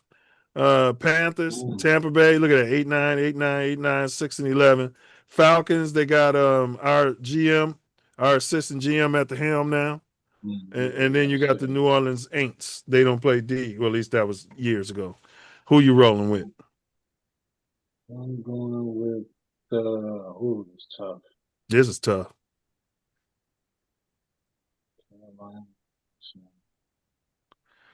Remember, I went with Atlanta to win that division last year, and I damn near was right. They closed it out with 4 games and wins, and then they fired the black coach. We'll go with Carolina. But your boy James Pierce got off, right? Mm-hmm. Carolina going with that boy crazy. That's about to be a tragedy. You going with the Panthers? Yeah. All right, Diesel, who you going with? All right, let me say, I think Baker Mayfield is overrated. I think he's been overrated even though he turned his career around somewhat. I think they praise him too damn much. Yeah. Atlanta, they should have kept their coach. I don't know why they got rid of that dude. I would have kept him. Yeah. The Saints got a defense. They were playing D. The Saints. If you look at points allowed, they were right there with Carolina. I'm picking the Saints to win that division. That rookie quarterback they had starting, he came on in the second half. He's of white, that ain't season. he? I don't know what color he is. Oh, you don't know. But I know he was now playing. Does it matter? He know he ain't black, huh? Does it matter what color he is? Does it matter what color? Look at him. I mean, you said it. You like you don't like him because good old wholesome. Well, I mean, I understand the cheerleading section and the parade people. They all together, marching in stride. Isla Shuck. Oh yeah, Shuck. Yeah. He had a good second half. He was horrible in the first few games that he was playing. He played at U of L. He played at U of L. The first few games. He played in the U of L? No, U of L, Louisville. He played at Louisville. All right, let me see. But he came on in the second there he half is of the there. season. They don't know what color he is. Yeah, the fucking ginger. Yeah, you look up white boy, his picture comes up. I get it. You don't like him because he's white. I understand. You know what I'm saying? I just asked you a question. I mean, I know it hurts. Hey, you know Diesel knows what color he is. I know it hurts. You don't like him because he's white. Yeah, Diesel know. That's why he knew. That's why he didn't want to just say yeah. He could have just said yeah. He was. Yeah. Just say it. You know, he's but white. He's been inhaling too much asbestos. You don't like him. So you going with? Who you going with? Hey, hold up. So you got a worst for first. Diesel's going with a worst to first. There's only 2 more games. It ain't that bad from the people who won the damn division. Yeah, we got 3 worst to first though. That's good. All right, Hank. I'll give you mine. Just wait. All right, Hank. Who you going with? Look, I'm going with Bryce Young and the Carolina Panthers, man. Wow. I'm going with the Carolina Panthers to win it. I think Diesel said that Tampa fell off. I think Atlanta's going to be better, but I think it's going to be between Atlanta and the Carolina for the division. I think Carolina Panthers going to win it.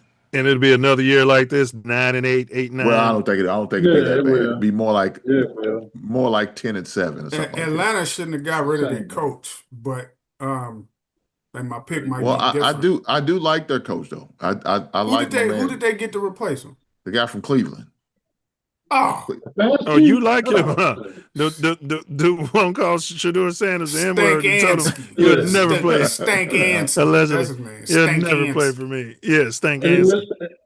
And he went to his father's former franchise, and he's going to run that into a championship. Yeah. All right, Dante, who you going with? You going with another worst to first? This is an easy one to go worst to first. Right. No, I'm going to stick with Carolina, though. I think they got the most stability in that whole division. I think Tampa's they got rid of Mike Evans. I think they got another receiver. They have so many injuries on the offensive line, but I'm gonna stick with the Panthers. I'm going with Michael Penix Jr. as I went with last year. I'm going with the Atlanta Falcons to win this division, along with Ian Cunningham, all the moves he made in this past season. I'm going with the Atlanta Falcons. You're going with Stankansky. Okay. Yeah. You're actually going with Tua Tagovailoa.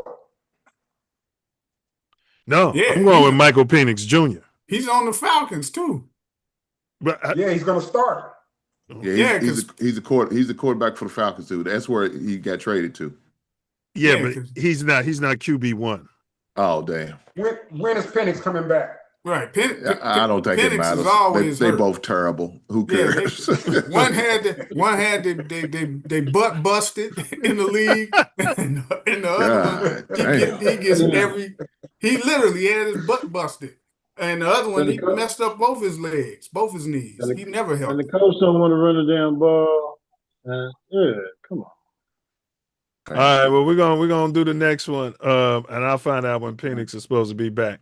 All right, NFC West, and then we'll get to the Bears, and we can wrap it up. NFC West, you got Seattle's returning Super Bowl champs. They got dogs on the defensive line. They won 7 straight going into the tournament, and then won all their tournament games. So they lost their safety that we got on the Bears right now. Lost the Super Bowl running back. Yeah, they lost their running back. They got the 13th man, so they got a great home crowd, 14-3 in a tough division. Then you got the Rams. They didn't get anybody in the first round, but the 12th man. 12th man. Damn, I always say 13. I'm gonna be in them slow classes with these. So I keep. You was in there from the injunction from the start. You was already. I was in there with you, so you was in without there. Me. You seen me waiting in the window. Yeah, it is something else.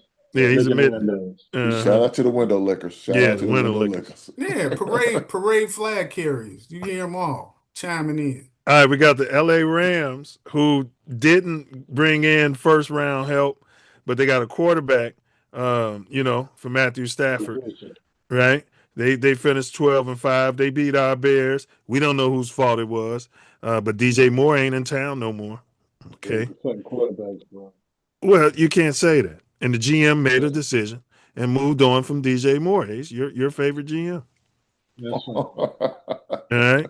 You got the 49ers, 12-5. They're always hurt, but it don't matter. All they do is win football games, but they suck in the playoffs. And then you got the Arizona Cardinals, and we're not going to spend any time even discussing them. All right. Unless maybe Dante's got a worse for first over here with these guys. But I'll start out redemption story. Yeah. We're gonna start with Purify. Who you got in this division, bro?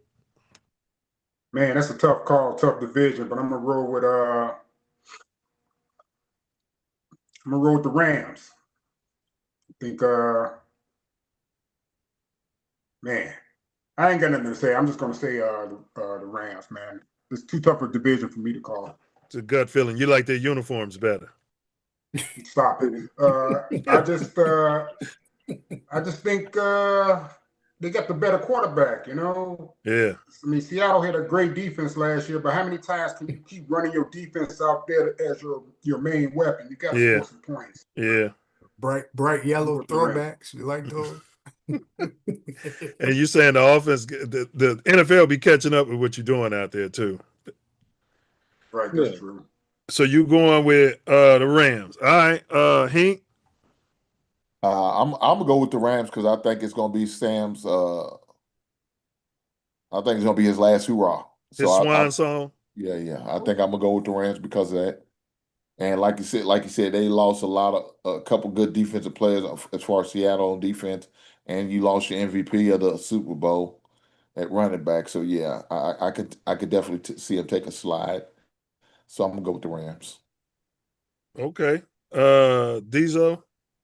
Going with the 49ers. They picked up I think they signed old boy from Tampa, right? Evans? Yeah. Yeah.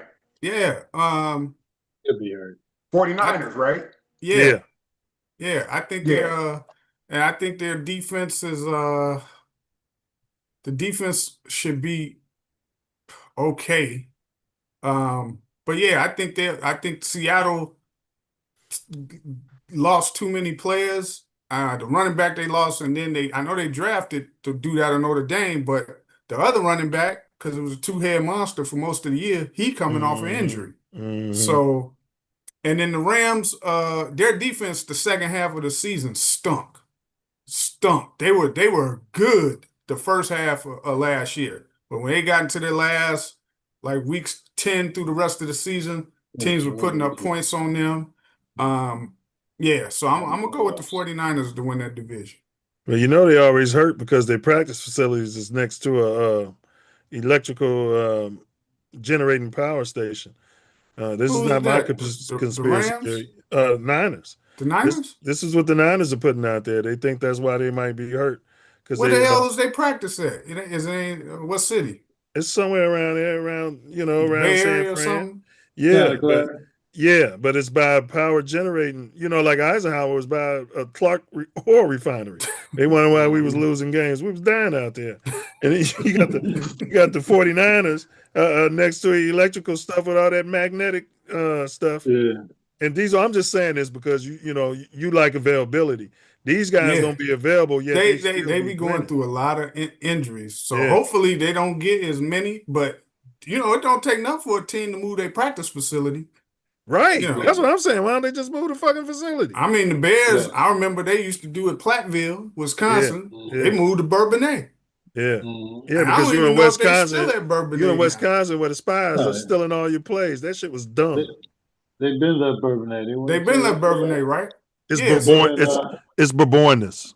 I'm just telling y'all the correct pronunciation, just because y'all cooning y'all whole life. Some people say Bourbonnais, but it's really Bourbonnais. Where they at now, Ace? What city they practice? They practice at Hallis Hall. But where is Hallis Hall? Is it in Chicago or Lake Forest? Lake Forest? Yeah. Yeah. All right. But if they, I mean, they do. The 49ers, they do get a lot of damn injuries. Now that I think about it, but they be winning though. If they can ever be healthy, they depth. They draft or free agent signings usually play well in their system. So they be drafting well. You can't say that about hands down. You can't say that about Poles, low key. You just can't say that. He ain't drafting like the Eagles. He ain't drafting like the Rams. Maybe now though. Now that he's got Ben Johnson, and Dennis Allen. All right, I'm going to stop it. My bad, Dante. All right, Ace. Who you going with, bro? I'm going with the Rams. They got the experienced quarterback, and their defense is young. Yeah, may have been giving up points in the second half of the season, but they'll work on that and they'll be ready for next season. Seattle lost too much in the offensive side of the ball, losing the running back. And the safety, they star safety, and I'm sure some other players are going to come out of that. Now, when you look at that chart, you see that the Seattle and the Niners had the same conference record, 9-3. Yeah. But you also got the Super Bowl hangover where guys go out and party and get them do commercials and getting commercials and girlfriends and getting those handy J's. Yeah. So I'm going with the Rams. More so than the Super Bowl hangover, you're hungry after you lost something. Now you got Mr. Irrelevant. Yeah, he's got something to prove in San Francisco. I don't like this division because they don't have any colored quarterbacks, and I don't believe they got any colored coaches. You know what I mean? Who? Arizona's got a colored quarterback? Is that Brissett? Yeah, they got Brissett. Oh, I don't believe in him. He's a bad guy. Okay. His black ass on the clock. That first thing I do when I got there is I cut him. You know what I mean? These don't think I like all black quarterbacks. No, Brissett is. Would you have him or Justin Fields? Who would you rather have? These Brissett in a heartbeat. Oh shit! In a heart, because he can throw the ball. He can throw the ball. So everybody got to stand back there like a white boy. Man, listen, Brissett can throw the ball. He is he's a viable backup in the league, and he can start when your starter is out for a couple of weeks. Well, Andy Reid didn't go get him. Andy Reid went and got Justin Fields. Because Justin Fields was a free agent. Brissett ain't. They could have traded a bag of popcorn. But why would you trade when there's like a free agent that you can just sign for cheap? Because if he's better, so much better than what you're saying than Justin Fields, that's why. Look, he paid pennies for Justin Fields. Look what he signed him to. That's like minimum. Okay. Brissett's going to require a little bit more money because he's been in the league longer. Well, Dante, it ain't going to be Arizona, that's for sure. Yeah, Seattle, I mean, Dalton, he gonna take that last slip off and pick up that last pipe soon. It's going to be too much pressure on him. The Rams, I'd hate to agree with Diesel here, but I'm leaning towards that. So I won't put too much thought into it because it's a too early prediction. But I'll go with the Niners. I can't believe that they're going to be as injured as they were for like 4 straight seasons. I just can't believe it. So I'm going with the Niners. All right. The coup de grace, y'all. The coup de grace. What everybody's been waiting on. Our Chicago Bears, 11-6, ended the season on a 2-game losing streak. Had 441 points for us, 415 points against. Gave up the most points in our division, but yet went out there and drafted offensive players with your 2, 3, and 4 pick. All right. This is what we did. You guys are forgetting about it. Diesel ain't. Conference 7-5, 2-4 in the division, 5-4 away, 6-2 in the friendly confines. All right. Green Bay Packers, we're not going to discuss them. Fuck Green Bay. Can we get an FGB out of everybody? FGB. FJF1. That's shit. We got the Vikings. They picked up a colored quarterback. The one who had a special clause in his contract, Kyler Murray. Your black ass has got to turn off the video game and study your fucking playbook X number of time a day. So they got him, 5'7", I think he is. And then you got Detroit. You know, everyone talks about Ben Johnson and he's making all the right moves and he's drafting all these offensive players in his image. Yeah. We did the same shit in Detroit. How far has that gotten them? Well, he left there. And I told you we were going to beat them because of the subtraction of Ben Johnson from their offense. Even when he was there, they was running up a lot of points and they wasn't winning shit. Same way our Bears look this year. Well, they had a different head coach. He was the offensive coordinator. We got big Dennis Allen cleared out his safety room and brought in another couple of fast linebackers. So. I got to ask the questions. Now, the Vikings ended on a 5-game winning streak.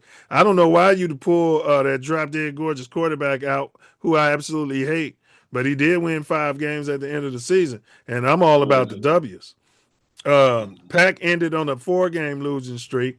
So we're going to start with you, Ace. I think Ace has picked the Bears to win the division like the last 5 straight seasons.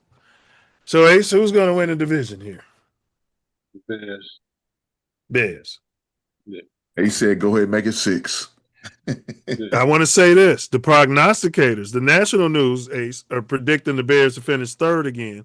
And a lot of people had us third last year and fourth last year. And they won't be lucky as they were before.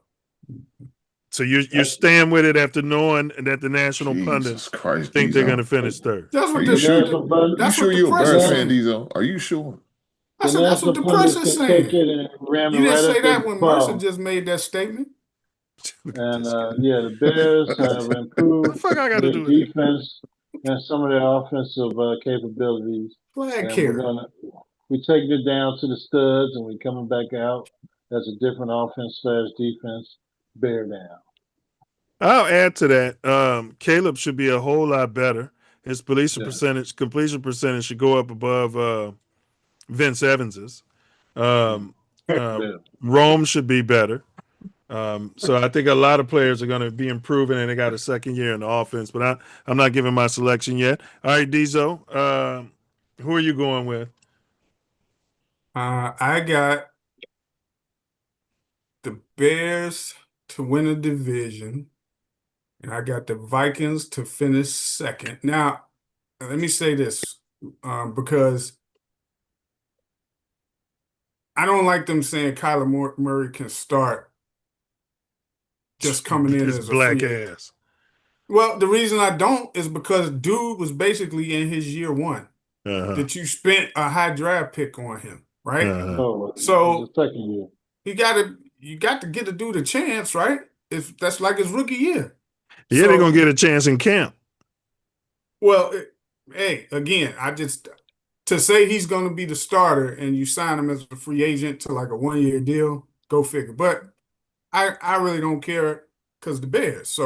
But I got the Vikings because their defense. Look what they gave up, 333 points. Let me say this. I think it's an open competition, but I would rather go up against that white boy than Kyler Murray next season with our defense. That motherfucker be running around killing us. Just like Malik Willis was running around. Kyler Murray is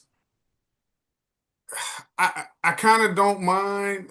You can take either or, right? Because Murray scrambles, but he's not as good in the pocket. So cool, let them do what they got to do. But I'll take the Bears. I pick the Vikings to get second because of the D. The Packers, they're going to be a close third because they should have Parsons coming back.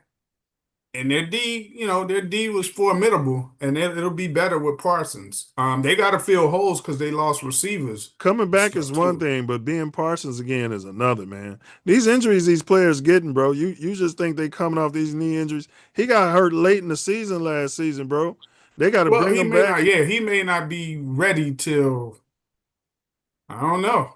If he's ready at the beginning of the season, Mahomes definitely should be ready at the beginning of the season because Parsons tore his ACL.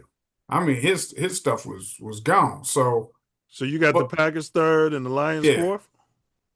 Yeah, it's going to be close though, bro. I mean, it could be one of those, the team wins the division could have 10 wins because we're going to beat up on each other, And we can be any team in the division on a regular basis, except for the Lions. We seem to struggle pulling out victories against them. I like that that Ben Johnson's winning them damn home games. I love that shit. 6-2 at the crib. It should have been 7-1. All right, Hink, who you going with, bro? I'm gonna go with the Bears, but I think it's gonna be a close one with Detroit though. So you got Detroit being in second. Yeah.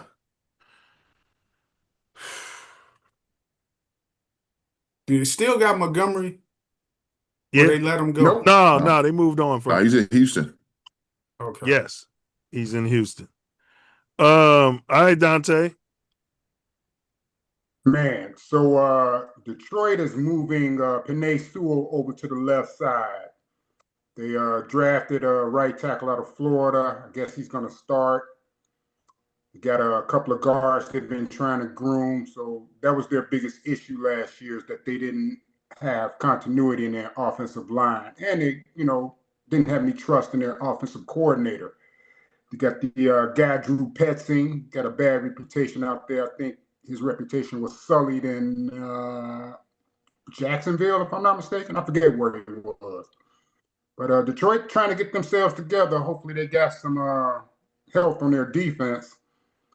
But yeah, man, everybody else is trying to retool, rebuild. The Bears are just climbing. The Bears are adding. You can look at the draft and say, hey, they didn't even look for a defensive line, and they're like, we plugging holes. We getting kick returners and third tight ends and, fourth cornerbacks. So Bears 13-4. Bears 13-4. I'm going to say the Lions be 10-7. Green Bay and Minnesota pulling up the rear. I think if any team wins at least 12 games in that division, they was doing something, because it's going to be hard to win 12 games if you in the NFC North. Yeah. And you got to play 6. Yeah, you got to play 6 times against that division, and then easy everybody else. Look at everybody's conference record. It was so close, but see, we was bad in the division. Yeah. First year coaching staff, everybody learning something new. Second year, we about to take off. We about to bring that stick. Quit being scared. So we're all in agreement. I guess we're all homers, because I'm going with the Bears to win the division too. But it's going to be a bear fight though. It's going to be a bear fight. We playing a first place schedule. Yeah, we playing a first place schedule, bro. And our defense, they got to buck up, bro. They got to buck up. Yeah, they're going to have to perform. I mean, if they're not, then, hey, Ben Johnson, you wanted all these offensive players, then you better be scoring some damn points. Because we can't be counting on 33 turnovers or however many we got last season. We can't be counting on the Iceman pulling rabbits out of his hat every single game, bro. And that's why those experts are saying, well, they're not going to be able to do those kind of comebacks and turnovers like they did last year. Yeah, I'm not saying it's a fluke, so I'm still picking the Bears. But I'm saying, bro, it's got to be different. And even Ben Johnson has acknowledged this, Dante. Even Ben Johnson is acknowledging that. He was saying it all last season. We can't keep doing this shit. Well, he had something to do with that, calling all them damn fourth down passing plays, kick the fucking field goal. I agree. And that's what Diesel was saying. And the some of his play calls that he did call, it was like beyond me. Like, yeah, some of the play calls. Why are you calling that play when you just done tried that type of stuff on legs? What the hell is that? Yeah, it's just weirdo stuff, man. Just weirdo stuff. I hope he doesn't outthink himself, going forward. Because chances are he's still going to be aggressive with that fourth down stuff, but just don't overthink the play that you need to get a first down. He had no trust in his defense. You know what I mean? So he just figured, I'm going to keep my offense on the field. But, man, this ain't Tecmo Bowl. This Yeah. Right. This the NFL. NFL. Y'all remember that Commanders game when Theo Benedict jumped offside when they hit that touchdown? They had to pull it back because they said he was, wasn't lined up on the line of scrimmage. Yeah. It just seemed like that team should have been blowing teams out, and they just kept shooting themselves in the foot. I think they look clean this year, and they're going to whoop some people's ass. That's just how I feel. Yeah, and they did clean up all them false starts, and this is another year in the system with the terminology. It's going to be a lot better. Maybe we'll get more respect from the refs, because they wasn't shafting us as much the last few games, yeah, as they were the whole first half of that season, and we was over here blowing our heads. Like, we lost good coaches though, Bieniemy and Declan Doyle. So hopefully the replacements are as good or just as good, because Bieniemy had a big imprint on that team. He don't take no mess out there. He did, but do we still got Randall DeAndre Swift around? And that second-round draft pick you mentioned earlier made him who he was. We still got Randall, right? Yeah. We still got the Al Harris, right? Yeah. Cornerback. Because last year we got Al Harris one more year. Al Harris used to jump routes. He gonna get hired somewhere. Get picks. So yeah, we still got those guys. So hey, what do y'all think about that Xavier Thomas? Well, he's my pick to be like out of the late draft picks to perform. Because I think Ben Johnson seen something and he's like, I can use this guy. He's the second coming of Velus Jones, Dante. No. Hall of Fame Jones, bro. I'm looking for big things out of it. I'm looking for big. Y'all gave up on Velus too quick. Y'all let the local media get in y'all head just because he dropped a couple of on a team that wasn't gonna do shit anyway. Right. He actually helped us out. Yeah, exactly. Guy was trying to make plays. All right. Dante, give me your final words, bro. And then we're going to do our final words. For sure, man. I appreciate you letting me on, man. It's good to talk to you guys again. Big Bears fan, big Ryan Poles fan. And, I listen to you guys every week, or at least I try to. You guys are hilarious. And very entertaining conversations. I appreciate, you can't find this type of conversations on the internet too much. So I'm definitely supporting you guys. And some of y'all are kind of out there with your Ryan Poles hate, but we're going to let that slide. I'm definitely in the camp with the soul brother number one. Every time you get a black man with a good job, you got these brothers on the side talking about they don't support the black man. I'm like, come on, Yeah. Support your black businesses, Yeah. Got to lift each other up. Yeah. That's all I really wanted to say. But I don't want to hold you guys too long, just bullshitting around. But thank you. I really appreciate it. Hey, we appreciate your support too, brother. You're welcome to pull up at any time, fam. Absolutely. Appreciate it. Yes, sir. Dip out, though. All right. Peace and blessings, man. Peace and love. All right. Let's go ahead with Big Hink. Man, my final words is, man, look, great weekend for the state of Kentucky. Great weekend for the city of Louisville. Had a great Churchill Downs, man. Great race, number 12. We had a long shot. I think he ended up at 23-1 when the race went off. So shout out to that horse because he allowed me to win some money.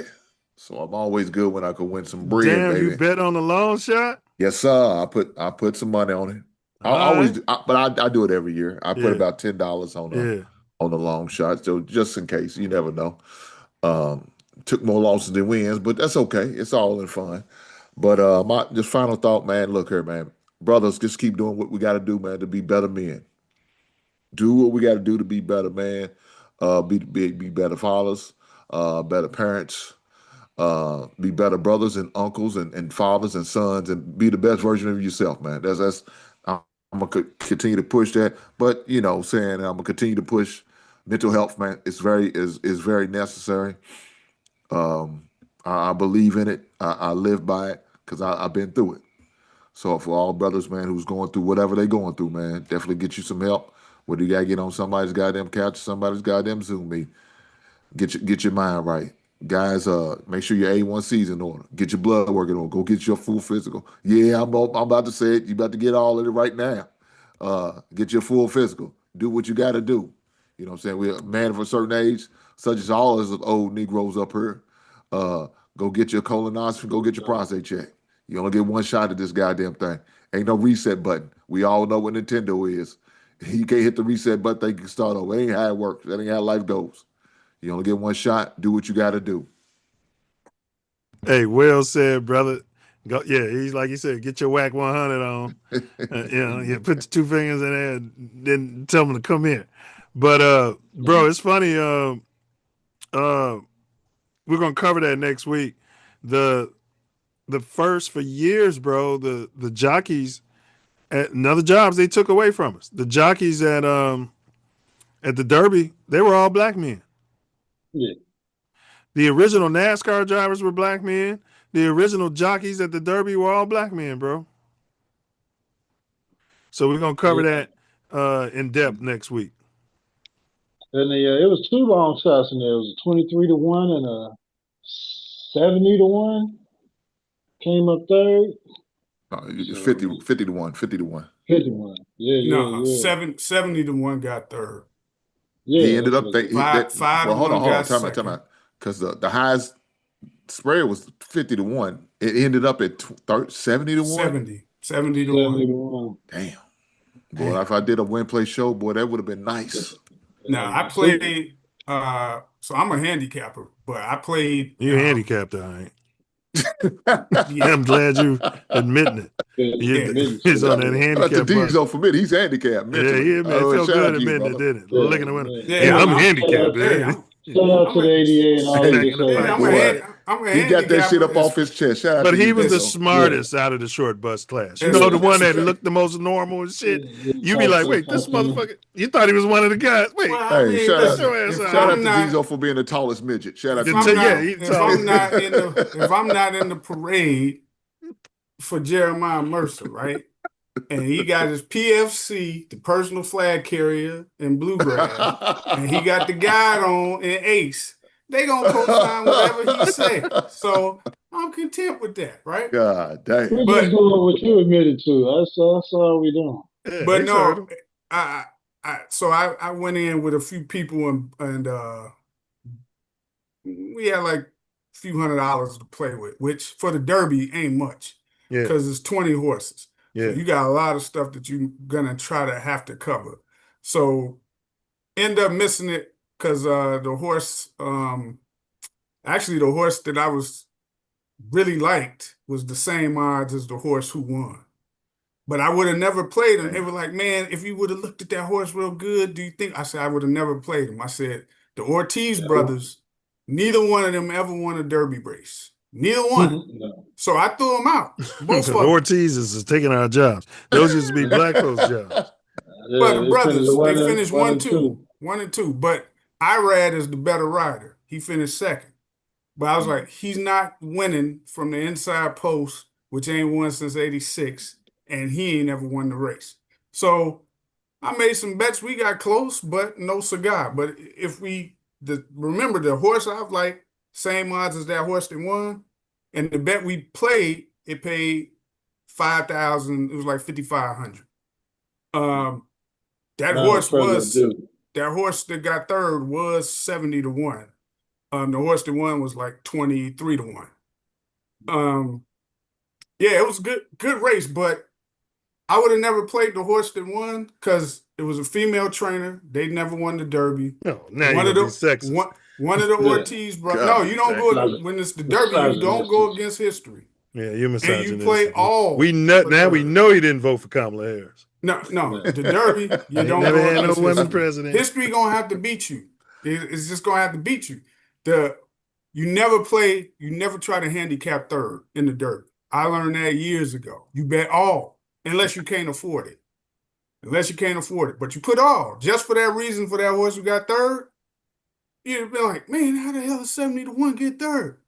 You just press all. You can't take that chance. So it was a good race, real good race. The weather was good. And I kind of watched the races on Friday too for the Oaks. Yeah. Run for the Phillies. Run for the Lilies. I was right on it. But here's what's crazy is most of the horses in the Derby, none of them have ever ran that far up into the Derby, right? There was like 2 or 3 horses that did run 1.25 miles prep race. There ain't many prep races that run that distance for those horses, right? The horse who won came out of a race that was that distance. Him and maybe a couple of others. But I didn't realize. I was like, they had it. Once that Preakness come around, that Preakness is the longest. No, yeah, I would have ran LeBron James. Is it Belmont? I thought the Preakness was the longest. No, Preakness, the Derby's 1.25 miles. I'd have LeBron. I bet you LeBron would have came in fourth. And the Derby is the Belmont's 1.5 miles. That's what makes the Triple Crown to win it. 1.25 miles, 1.316 miles, 1.5 miles.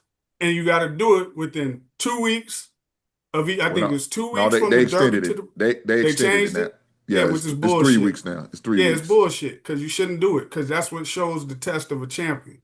because now that now they don't breed them or raise them like they used to. So yeah, you got the animal rights activists. They wanted more. The horses was dying out there. You had to shoot them after they got that's hurt. because they don't. When you're bred to have stamina and run long and run, you don't get injuries and all that type of shit. But once you start for a breeding while, they them, was blaming it on the turf. They was Mm-hmm. blaming it on it was, and they had like analysts come through here like they were twice changing a the week. tracks. They were putting all weather tracks. They were softer. The dirt was like turf almost. It's a savage race. Y'all come out there with y'all feathers in y'all cap, wearing y'all little pink caps, drinking y'all tea and shit, betting on races. And you feed those horses like slaves. They was drinking them mint juleps in Yeah. Brooklyn Reserve. It's all about how they're bred, though. If you go back to and they don't run near as often as they used to. Well, we'll get into it because we're in the final words. And Hank, appreciate you, big bro. You know what I'm saying? We're going to cover this next week, Diesel, because we're covering who started it. And we'll get into the water polo, too, because there's a lot of shit on all levels of water polo. They putting thumbs in people's bums. I'm serious, bro. And I've been on this for weeks on every level. Something in your backyard, Diesel, out in the suburbs. It's all over America. So, and they trying to keep black folks out of it. So, that don't surprise me. Hey, y'all take it easy, man. I'll catch you on the next one. Peace and blessings, brother. Go ahead and finish off that pour. All right, fellas. All right, Diesel. All right, go ahead, run your final words, my brother. I was just let me just give you, since you brought up Brissett, I'll bring him in my final words. So last year, this is his stats from last year, and he played 14 games. 3,366 yards, 23 touchdowns, 8 picks in 14 games. And he had a 64.9% completion percentage and a 94 passer rating. Now, his record was 1-11, but remember, the organization, you want to throw games when you see that your season ain't going to be nothing. But he's not that bad of a QB. That's my point. So yeah, because you figure if he plays, when we play 17 now, or is it 16? 17 games? 17. I like him. He'd have threw for 4,000. Was he the guy on the Vikings got his knee blown out in the preseason game a few years back? Because he was balling. If that's the same guy, I used to like him, bro. He was like I don't know. Brissett's had some injuries. Yeah. Over the years. I think that's him. He was with like the Patriots, and then I think he went to the Colts. And I don't know if he was ever with the Vikings, but he's had some injuries over the years. But my point is, he's a viable backup in this league. And he would have threw for 4,000 if he would have played all them games. But then, yeah, with my final words, it's looking up for our baseball, man. Our baseball in the city is looking good right now. The Sox are promising. They got rookies that are getting OJT. The only thing that's gonna determine if they're formidable is if their pitching holds up. But they got them young dudes can hit. They can hit they can hit with power. That big Japanese hitting too. Man, him. What's the guy, Montgomery? Yeah. Man, I've seen something today with his stats since he starting in the ML with shortstops. He like beating them all in homers and everything since he started from a particular point of last year. But yeah, him, Murakami, and Vargas, those three can slug for power. But then they got guys that can get on base and manufacture runs too. So proud of the Sox that they doing good. Cubs is doing what we would expect them to be doing. First place, baby. Yeah, well, and that's good because they won again today. Dang, Sox lost 4-3. But yeah, so I'm excited for the baseball. Sox and I was thinking of Teddy Bridgewater, bro. Brissett never played for the Vikings. Okay. Yeah. Oh yeah, Bridgewater. Ooh, he took some nasty hits. He was balling that preseason though, bro. He was looking good. Man, it wasn't just the knee. It was what was the dude who was man, he was almost like a bounty hunter head coach. Used to be with the Rams. Yeah, I and know he you're was talking like about. running them variations of the 46. Blitz happened. Jeff Fisher. And they kept giving him jobs and his teams wasn't doing nothing. Man, and he had them hit Bridgewater. I think Bridgewater was in Minnesota or something. That's what I'm saying. He was in the preseason. Man, he hit him on a slide. They hit him with a legal hit, knocked him out. He was unconscious on the ground. In the damn preseason. Yeah, so yeah, but yeah, my final words, baseball is looking promising for the city right now. Basketball, man, I think it'll be Wemby and them facing OKC because the Lakers ain't beating OKC. That was the worst thing that was the worst thing that could happen. I wouldn't be surprised if LeBron tried to miss a couple of games to save the embarrassment. Well, I told y'all Wemby was going to the finals. Oh yeah, I mean, Wemby's a good player, but just remember, I think he's a goofball. So I think his injuries are gonna hold him back, for his career, as far as like his career. But no, they'll be in the finals. They're formidable. I think they had a winning record against OKC this year, didn't they? Yeah, I mean that motherfucker, man, damn, they beat the U.S. Olympic team by itself, bro. I had seen enough once that happened. And then over in the East, flip a coin with that one. Because you got the it's Knicks. Matchups. Detroit won, so maybe they'll play better now. They're the number 1 seed. They had a bad first round matchup. Took them 7 games. If they playing Philadelphia next, Embiid changed that whole team around. You come back from 3-1 on Boston and win the series. That's big. Yeah, if he can stay healthy. As soon as you start believing in him. Yeah, that's the key. Because you ask me, they lost a game because they brought him back when they was 1-1. And they brought him back, or it was like 2-1. They brought Embiid back, and then they lost again. Yeah. 3-1. And then he got better with his stamina. It's a game 7 on right now. The Raptors are leading the Cavs 43-36 with 3:53 left in the second quarter, bro. Yeah, that's another one. Let's flip a coin. Yeah. You don't know how that one's going to turn out. But I'm interested. We didn't really talk about it, but I'm interested to see, they had that thing where they talk about the stadium, where they're trying to pass this thing in the state to get it to the vote that really matters. Yeah. And it's got to be coming soon. It's got to be coming soon. I think like the next week or so, there's supposed to be I think it passed through the general thing, but it needs to get passed through the Senate where it really matters. So yeah, but I'm looking they all forward to matter, that. but it passed through the House first, and now the Senate's got to approve it.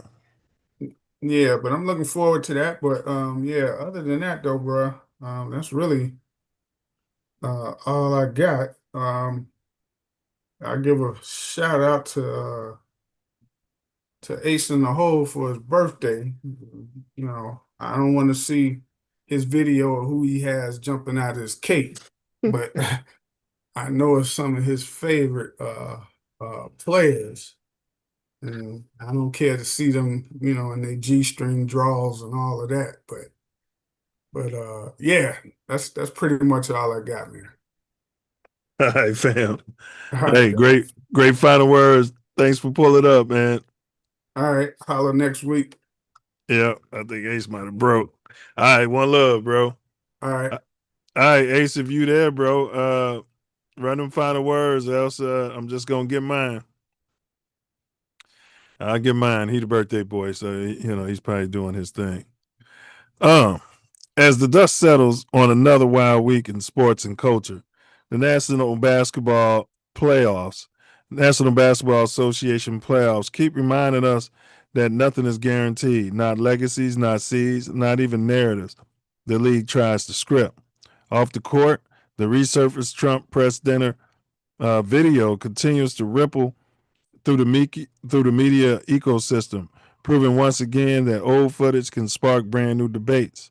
And Malika Andrews' selective silence stays a talking point, not because people expect perfection, but because fans notice when the energy shifts depending on who's involved. Our early NFL division picks will age however they age, beautifully, deliriously, or disastrously. But that's half the fun of calling shots before the season even breathes. The water polo racism and hazing story, I apologize we didn't get to it this week. I promise we'll get to it next week, y'all willing. So I appreciate y'all understanding on that. All right. So as we wrap, remember, the games are unpredictable, the stories are messy, and the truth is usually hiding somewhere between the highlight and the headlines, between the collapsible superposition. All right, we'll be right here next time, y'all willing, to break it all down with the same energy, the same honesty, and the same refusal to hold our tongue. This has been Mouthpiece Included. Mic off, but the conversation never stops. Thanks for rocking with us again this week. Until next time, stay locked in, stay curious, stay ready for whatever the week throws at you. On the field, in this political arena, and everywhere the two collide. Because this ain't just content, it's connection. And it means more because you're right here with us. Stay locked in. We appreciate your support and enthusiasm for the pod. If you have any questions, concerns, or need further information, feel free to ask. Stay tuned. Stay passionate. Bear down. And as always, until next time, FGB, as Ace would say, to the highest level of effivity. Happy birthday, Ace. Enjoy, good brother. And Karen. Can you play us off, Karen? Can you play us off? All right, let's see here. All right. Play us off, Karen. All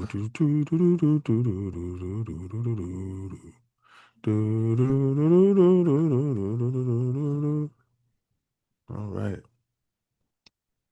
Put a shovel on the ground. Breaking my heart, man. Yeah.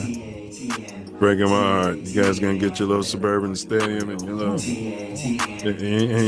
you probably have halter top night, fingernail night, fingernail paint night. You get your fingernails painted. Yeah, I'm not going out there, man. I go watch them out of town before I go to damn out of town. All right. You find yourself sliding through. You might be in LA. On Florence and Normandy. Hey, homie. Hey, man, come here. You better. You might be in Chicago. Woo! Dipping down Ashland. You better. Watch your back. Check your six. Double check that blind spot. Use that blind spot assist. TATN. Better guard your grill. TATN. Guard your grill. TATN. Mouthpiece included. TATN. Bear down. TATN. Bear down. Knuckle up. TATN. Mouthpiece included. And don't forget it, baby. And don't forget to, whatever you do, don't forget it.